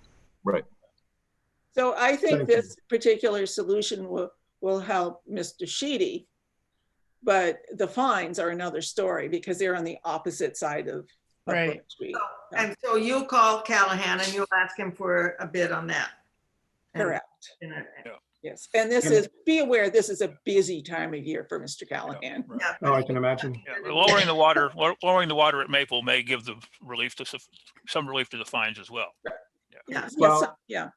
There is a dam between those two sites. Now, having said that, that dam or the culvert, it's probably only a 6-foot culvert or a 4-foot culvert. It's not, Pretty small. it's nowhere near the size of Right. Maple Street.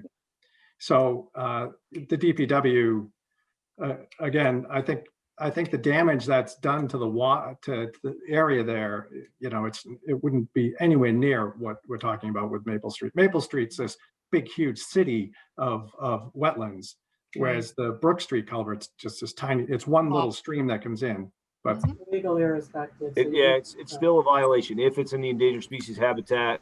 And quite frankly, doing it in a wetland anywhere in the state is a Wetlands Act violation if you don't have a permit to do it.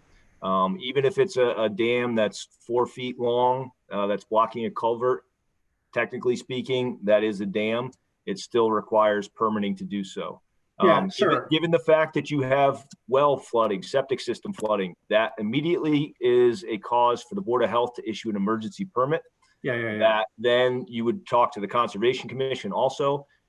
And it may be that you can at least do some incremental breaching of those dams. But again, it's also going to have to be reviewed by our folks as well because of that priority habitat there. But again, I'll make sure that he is aware that there is a need to breach dams imminently to solve some of these emergency situations, but the town is planning on moving forward with permanent solutions at these sites. That's very generous. Thank you. Yeah. Right? Can I this may be out of place and I apologize for it if it is. So you know that you probably have 2 sites that are good candidates for flow devices where you know you have current issues. Understanding that you need another quote for Brook Street in order to actually move forward with that. Again, I apologize if this is out of place, not my place. Would the board be willing to approve 2 flow devices if it was of similar cost to the Maple Street? And then you'll know the eventual cost there one way or another.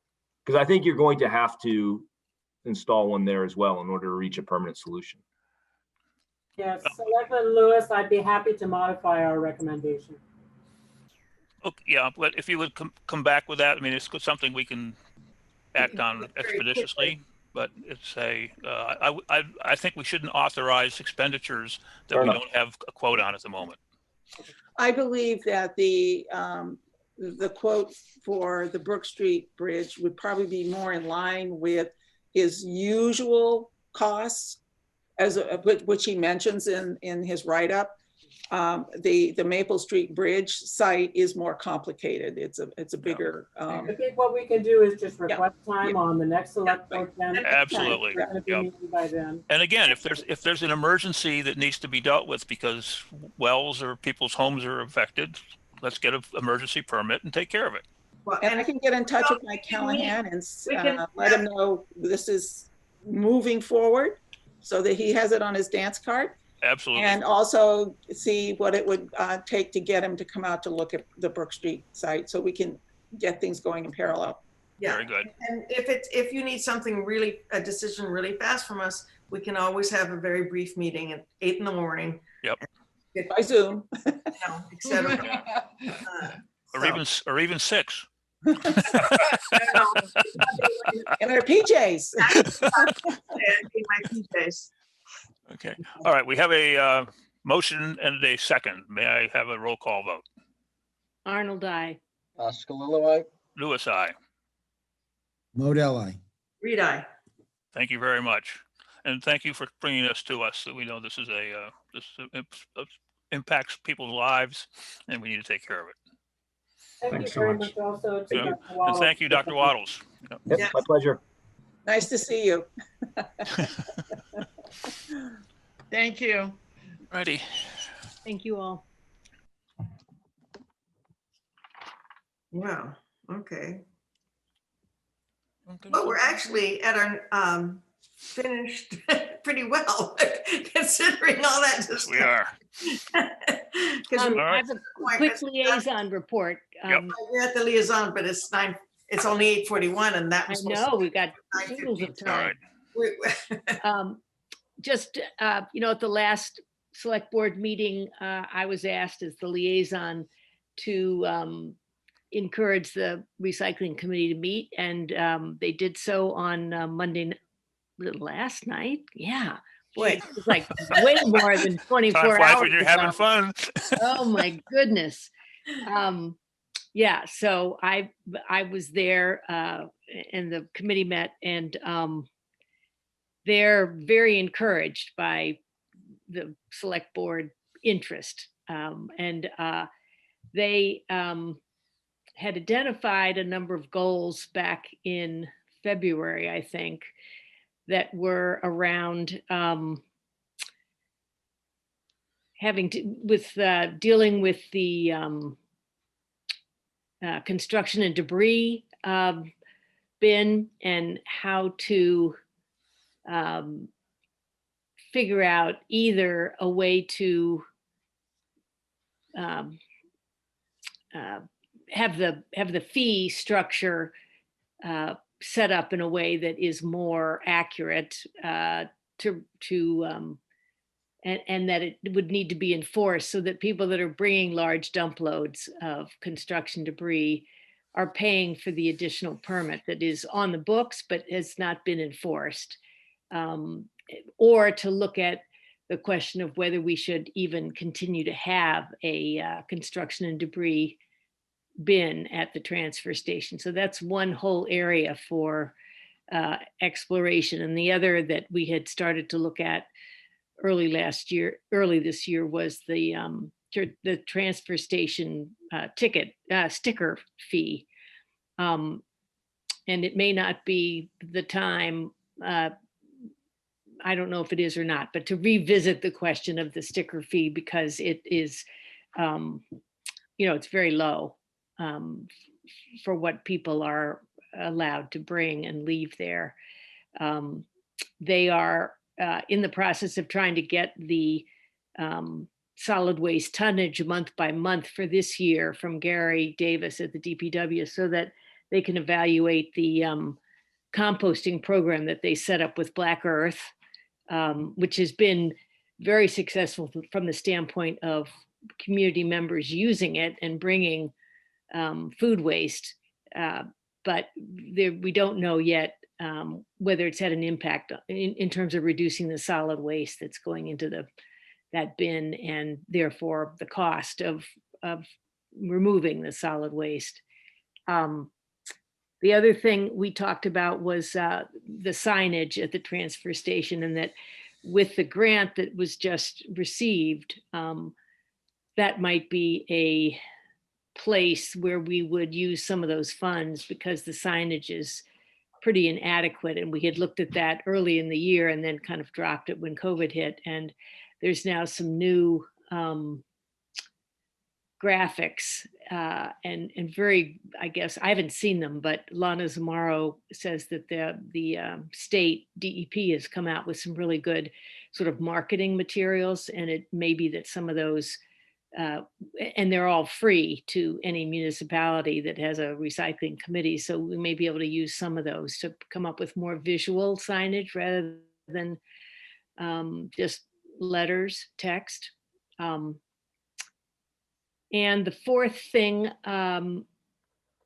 they talked about was kind of a mapping out a kind of educational campaign in town that could include lots of different varieties of ways of reaching people, to basically just do more public education, not just about recycling, but reducing solid waste and why that matters, and home composting. And you know, at some point, I think they do want to go back and revisit the pay as you throw idea, but they recognize that that's going to require a lot more education and community outreach. So these other issues are ones that they're going to tackle sooner. The last thing is that just, and this really has come out of the Cheer project, that the Cheer project had talked about has talked about having sort of a grand reopening of the swap shed once that is allowed to open again.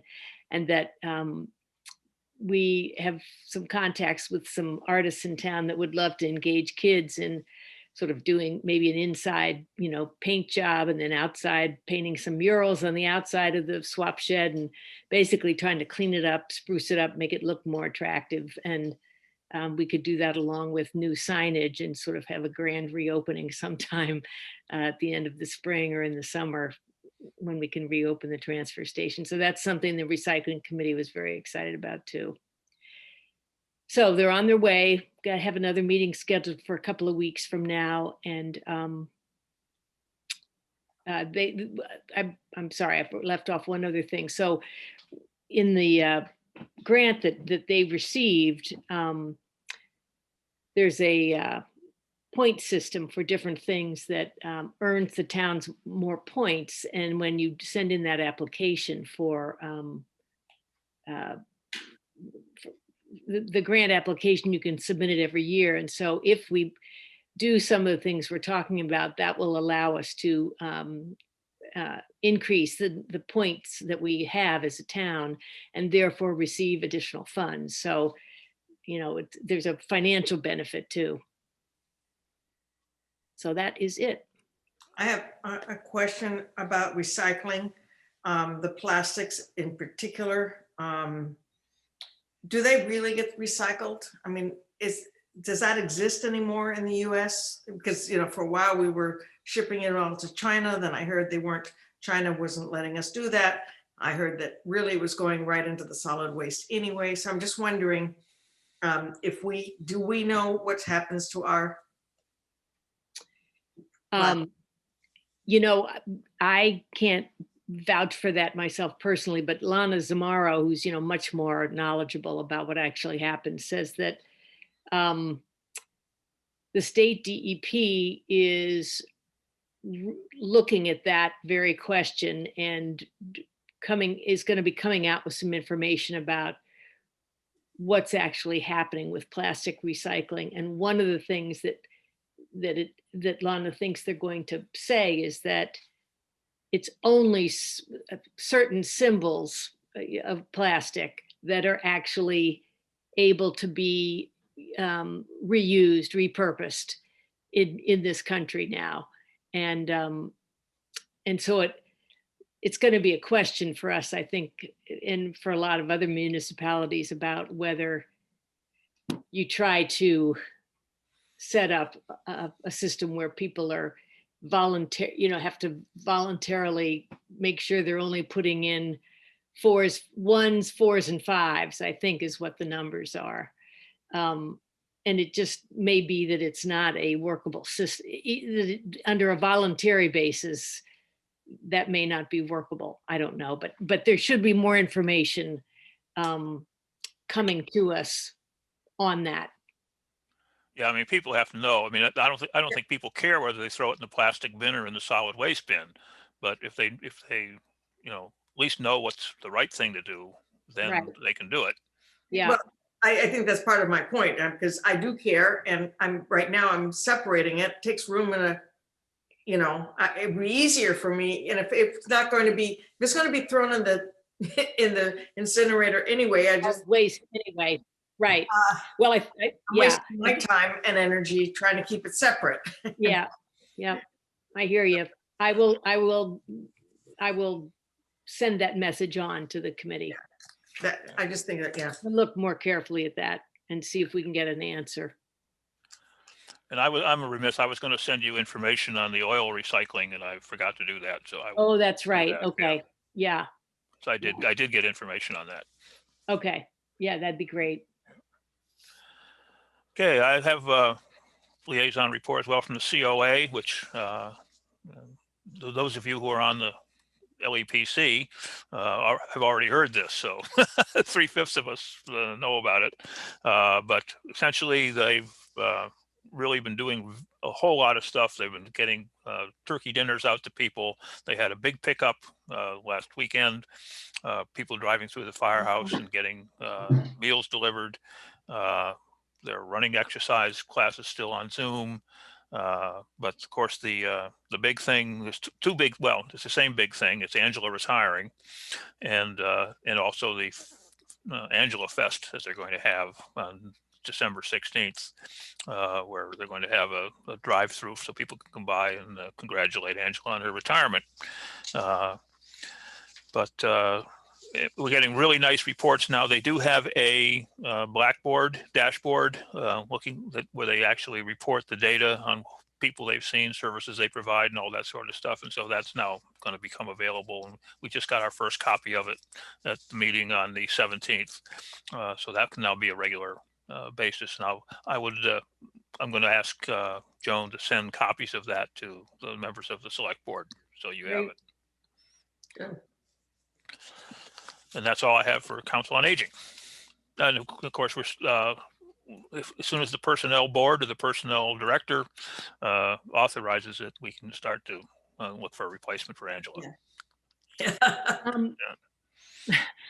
Question to all of us really is, I was thinking maybe it would be a nice thing to do to formally recognize Angela's years of service and as a select board, and issue some kind of a Maybe we should have a proclamation. proclamation. I was going to approach Joan to ask her to help write that up, and I think we can. We've got another meeting prior to her retirement. We can. I will take that on as a task to get that a proclamation to come before the select board. Great. All right, I have a liaison report for municipal facilities. The DPW septic, the shovels in the ground, and we think we'll be closing up by November, the deadline, which I think is November 30th. Found apparently lots and lots of ledge, which is not too surprising on that site. But anyway, we got 2 boxes, in there, and they're getting the Presby system in, and the salt shed is getting a new skin, so it should look a little nicer. We had given some, it was, kind of rickety, and what had happened is it's a double wall with a sill high up, and they're supposed to fill it only to the top of that, and they have been in the past overfilling it because it's really not big enough for what they want, so they just were putting more salt and sand, and that was getting in between the 2 walls. It was so anyway, they fixed that sill, and now they're putting the new skin on, so that should be doing pretty well. And we have a trailer on order, and we're not quite sure when it'll arrive, but the new trailer has been ordered and should be delivered once the septic is in, and they'll have a nice, clean, safe, healthy place to have their breaks and to have their offices. I'm trying to think. The Highland building is stable right now. They've done, it was having lots of false alarms, which was kind of what was alarming us, so to speak, about the building. But that, apparently they've gotten that stabilized now, and it's working pretty well. There's a couple of other contracts out, but we're no news yet on those. Okay. There are no more liaison reports? Yeah, I actually have one for TSAC.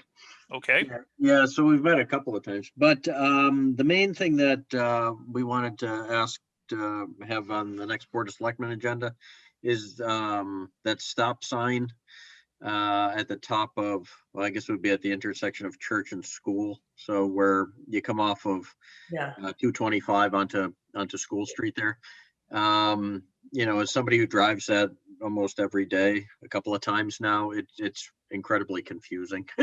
About 80% of the people stop anyway. But what happens is you get the people that stop and then nobody really knows what to do after that. TSAC has asked that, we put that on the next agenda for the 8th, because Chief Fisher suggested that we actually install it the Wednesday before winter break, or the evening of the Wednesday during winter break, right? So basically, it would give people a couple of weeks of non-school time, or a week and a half of non-school time to realize the stop sign is there. You know, I don't have my camera. We would put hi. We'd put signage and everything. My connection has been bad, but I hardwired, so I should be fine. You know, we'd put the kind of advanced warning notices and all of that stuff, and probably have the school send something out, you know, just to make folks aware. But yeah, we'd like the board to vote on that. And then the other thing too is the no through traffic signs. So, you know, while it's not really an issue now, Chief Fisher had emphasized how it really became a huge problem as people were trying to avoid the rotary traffic. And, you know, there was a significant number of people going up, I guess it's what, Church Street, you know, right off of Westford, so up Church, and then cutting across and really cranking down the hill. You know, and while we're probably not going to see that happen again, you know, that sort of cut through again until, you know, COVID ends. Again, same sort of thing, you know, might as well implement it now and you know, get people used to it. So, but, you know, I know we discussed it, we can discuss it again at the next meeting. But, you know, whether it's a yay or a nay vote, if we could do it by the 8th or on the 8th, you know, then we can kind of close it out of the TSAC books. It's been lingering. So Again, I would encourage you to make, you know, a specific recommendation that we can Yeah. vote. Yeah. I think we have another TSAC meeting. We'll definitely have another TSAC meeting before then. And then the other thing was I never know what to call this. I always call it a barrier, but it's not. And Allison corrects me every time. In the Rotary on the inside piece, you know, the Garden Club wants to put a like a strip, if you will. I forget what they call but like a 4-foot area. And you know, one of the things that we had talked about at the last meeting was that, you know, we want some sort of contrast, right? We don't want it to be the same granite, you know, pavers as the rumble strip, just because, you know, we want that visual difference. So being that it is in the historic district, you know, we'll have to take it to HISCOM, or somebody will have to take it to HISCOM. And you know, we're going to see what they recommend.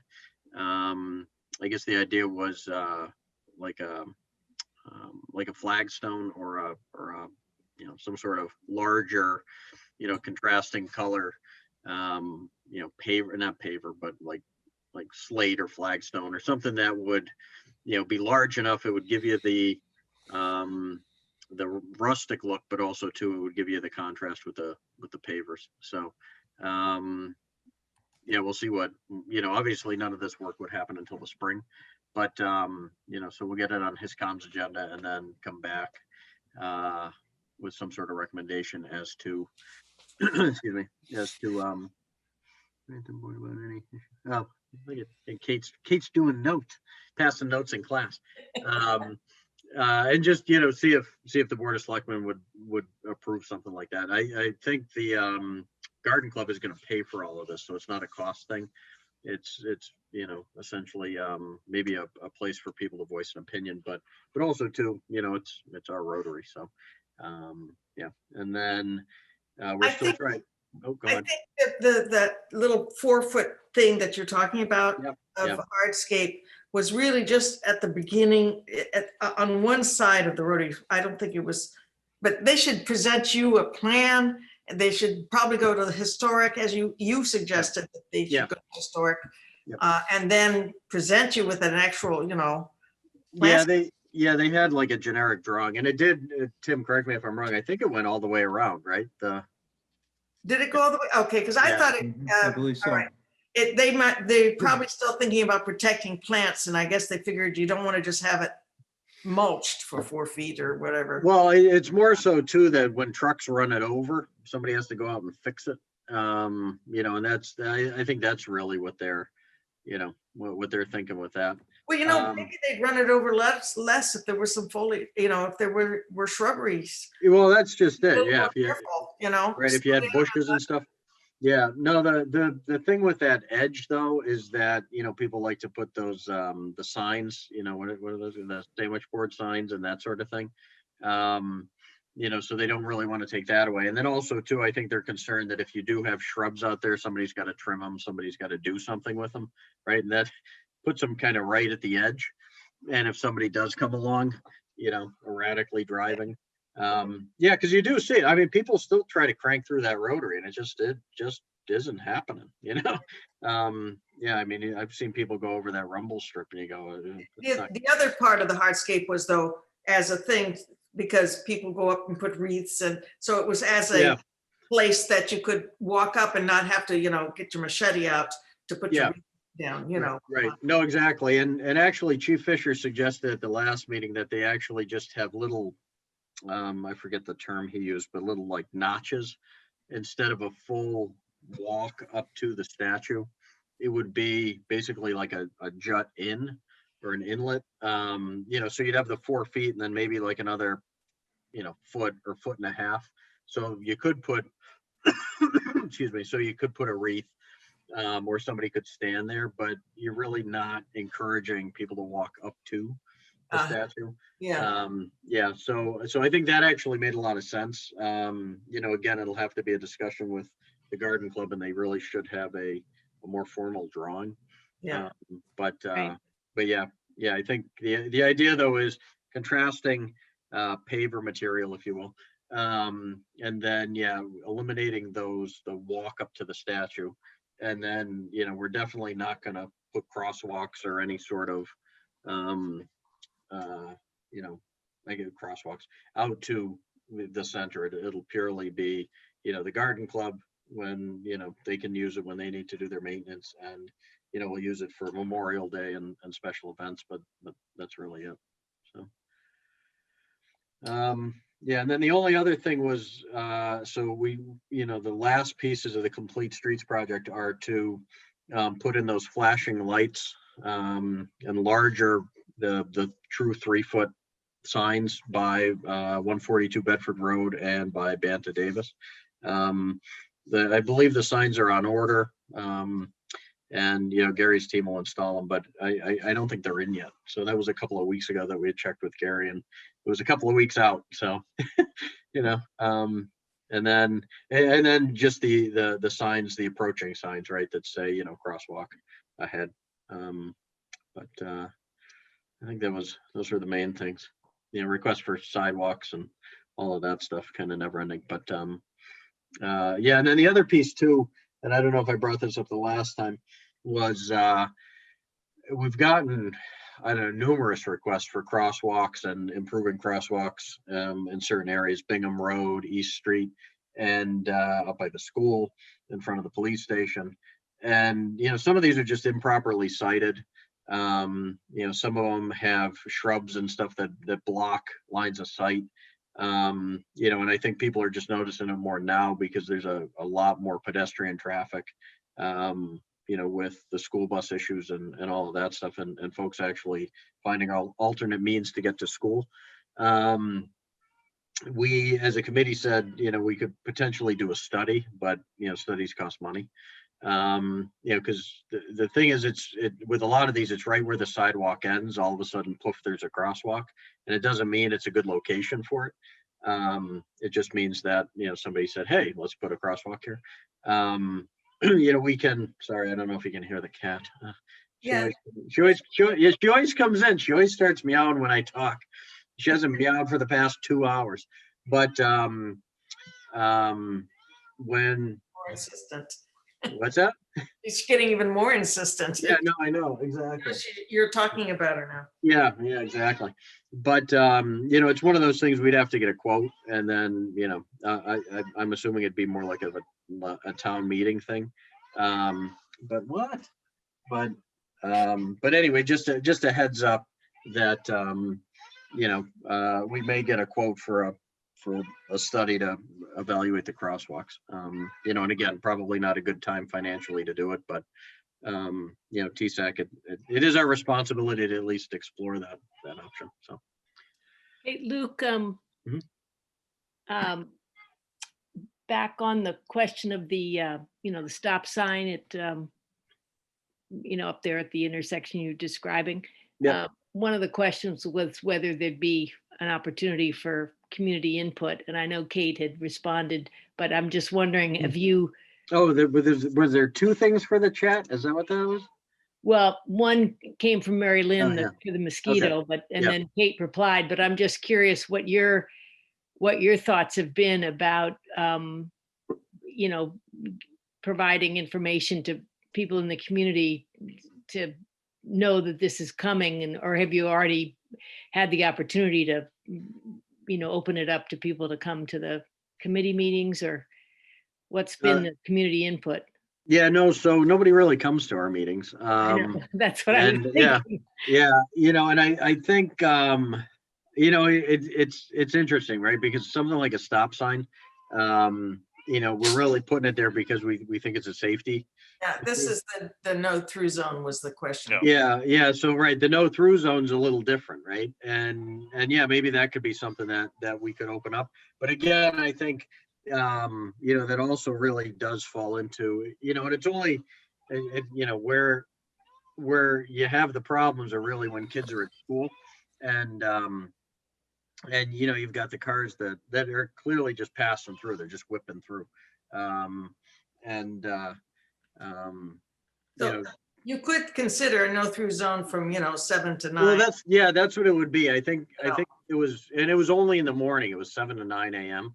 It was something like that. It was or 7:30 to 9. Yeah, it was a short period of time, and it was only in the morning because obviously you're not going to get the same cut through it in the evening. But I guess I guess we could we could have a public input for that. Yeah, another comment is that it, affects the whole western part of town, so it'd be good to let people know it's being discussed. Mm-hmm. Yeah. I have to say, when it was bad, it was really bad. The traffic, when I would go to town hall at 8 for the MFC meetings, I was glad I was coming from the east, and I could whip right into the town hall. But traffic coming west was backed up all the way up the hill, the 40-mile-an-hour zone up the hill, and over the hill, Right. So it was, a good 3/4 of a mile, I would say, backed up. So sorry, go ahead. yeah, no, well, and actually to leave, sometimes I would actually make a right hand, when I leave town hall, sometimes in the evening, I make a right onto Westford and then the left on a Church. Oh yeah, no, I've done So that I'm not trying to make a left, because the visibility from the town hall parking lot is really miserable. It is, yeah. The sight lines are terrible. Yeah. The other thing, I wondered, have you talked to Gary about some of the comments you're getting from folks about crosswalks? And you said some of it is, sight lines, but are there things that he could be doing or have his staff do in terms of cutting back brush or branches or bushes or whatever? Yeah, no, so that was one of the things that we had addressed at the last meeting. Unfortunately, Gary wasn't able to attend, but there are a couple, like the Bingham Road one. It's primarily when you're coming from Concord. You can see the left side, right? So you can see the opposite side of the street, but it's hard to see until you're kind of up around a bend, to see the side that you're actually on. Yeah, there's that big boulder there too. Yeah, there's the boulder, right? So at least people would be safe. But yeah, there are trees, right? There's growth in the way that they could easily be trimmed. And the same thing as at 142 Bedford. When they go to install the new signs, I would hope that they would clear that out. What are they going to do with the old signs? Maybe they could put them on the. Yeah, so we had discussed that. The problem is they're no longer they don't meet the federal standard. Yeah, well, right? they're barely visible. Right. Yeah. And what happens now is if you put those somewhere, oh my God, now she's up on the desk. So, yeah, so the problem is you put something that doesn't meet standards in, knowingly put something in that doesn't meet federal standards. And God forbid there's an incident. Yeah. Now you've just kind of created a whole mess of problems. Mhm. Hello, she wants to be, hello. She has some Siamese in her because she's got kind of a Siamese voice. She's a Bengal. Yeah, Bengal, okay. yeah. Guys, can you come and grab Pasha? Thank you. Yeah, and they're just sitting in the other room listening. Yeah, and she's right here. And the thing is, the that no pass or no through traffic. Yeah, that isn't critical now. So I mean, we can vote on the stop sign and then have a larger discussion, and that can even be at a TSAC meeting, have a larger discussion about the no through traffic. Because Is it one stop sign or two? I'm trying to remember. It seems to me only one side of School Street. yeah, Stop. so At the side if you're coming from FRS and you're going down the hill, that's where you can go straight through, right? You don't have a stop sign there. Stop sign going the other way. yeah, going the other way. Yeah. Yeah, so I mean, it seems to me there should be two stop signs there. No, there There are are. two. So yeah, there's the one where you come up, and then there's the one coming from the Yeah. school. The Yeah. only place Three it's not a stop stop sign is when you're coming from Guys, FRS. really, Yeah. do we have to have the traffic advisory safety meeting during Yeah, this no, period? we need If to. you guys are that interested, just go to the TASC. There you go. I mean, really, we're going into granularity. Let the Yep. TASC come back with its recommendations. Alrighty. All right, are we ready I for am thirsty. executive session? All right. Yeah. Anybody else have any liaisons? No? Move that the board. Did we talk about the meetings? We had all the. Oh, yeah, I think we should do that. You should do that. I'll be brief. We, thanks to organization by Tim and Mark Way, we held 6 goal-setting meetings over the last 2 weeks. 2 each sessions, land use board, public safety, and then town hall employees. I attended both of the land use ones with Kate, and it was very well attended, and I thought we got good results and well on the way to working on their goals. So that's encouraging, including the goal of working together on things, so that more to come on that. Public safety, I think some of the goals are being set up, which is good. I think others should come and who have been in those meetings. And town hall is still a work in progress, but we're going to help that out.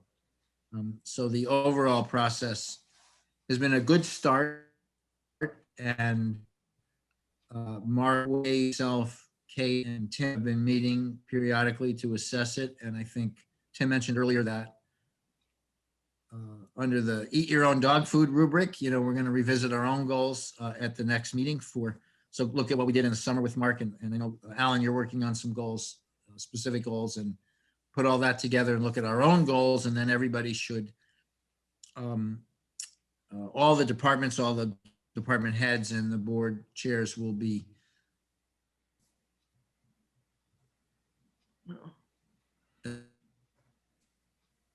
essentially submitting the time we'd like to have that. I think our select board, in conjunction with the various land use boards on that piece, should look at all of those in sort of the January timeframe and kind of see that all the goals, see how we align all our goals. And there'll be periodic working with each of the individuals to see how they're doing on those goals. And then we'll revisit the whole process again towards the end of the fiscal year with an eye to really formally start that with a full year ahead of us starting in June and the summertime. Kate, you want to add to that? No, I think you covered it pretty well.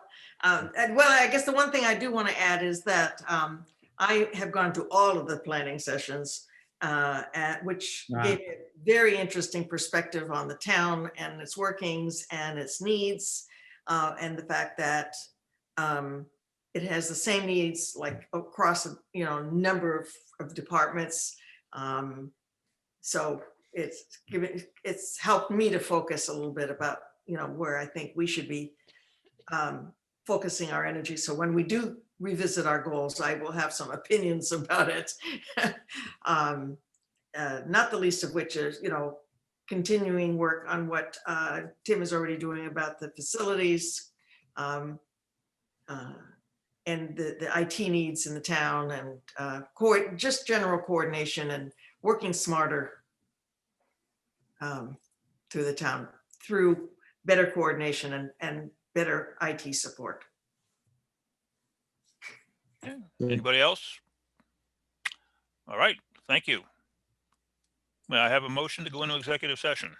So I move the board enter to an executive session pursuant to Mass General Law, Chapter 30A, Section 21A, Paragraph 2, to discuss strategy with respect to bargaining with the non-union employee, Chief Brian Saros, as an open meeting may have a detrimental effect on the town's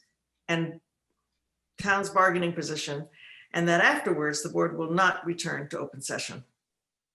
I have a second. Second. Roll call vote. Arnold, I. Oscar Lilloye. Louis, I. Modell, aye. Reed, aye.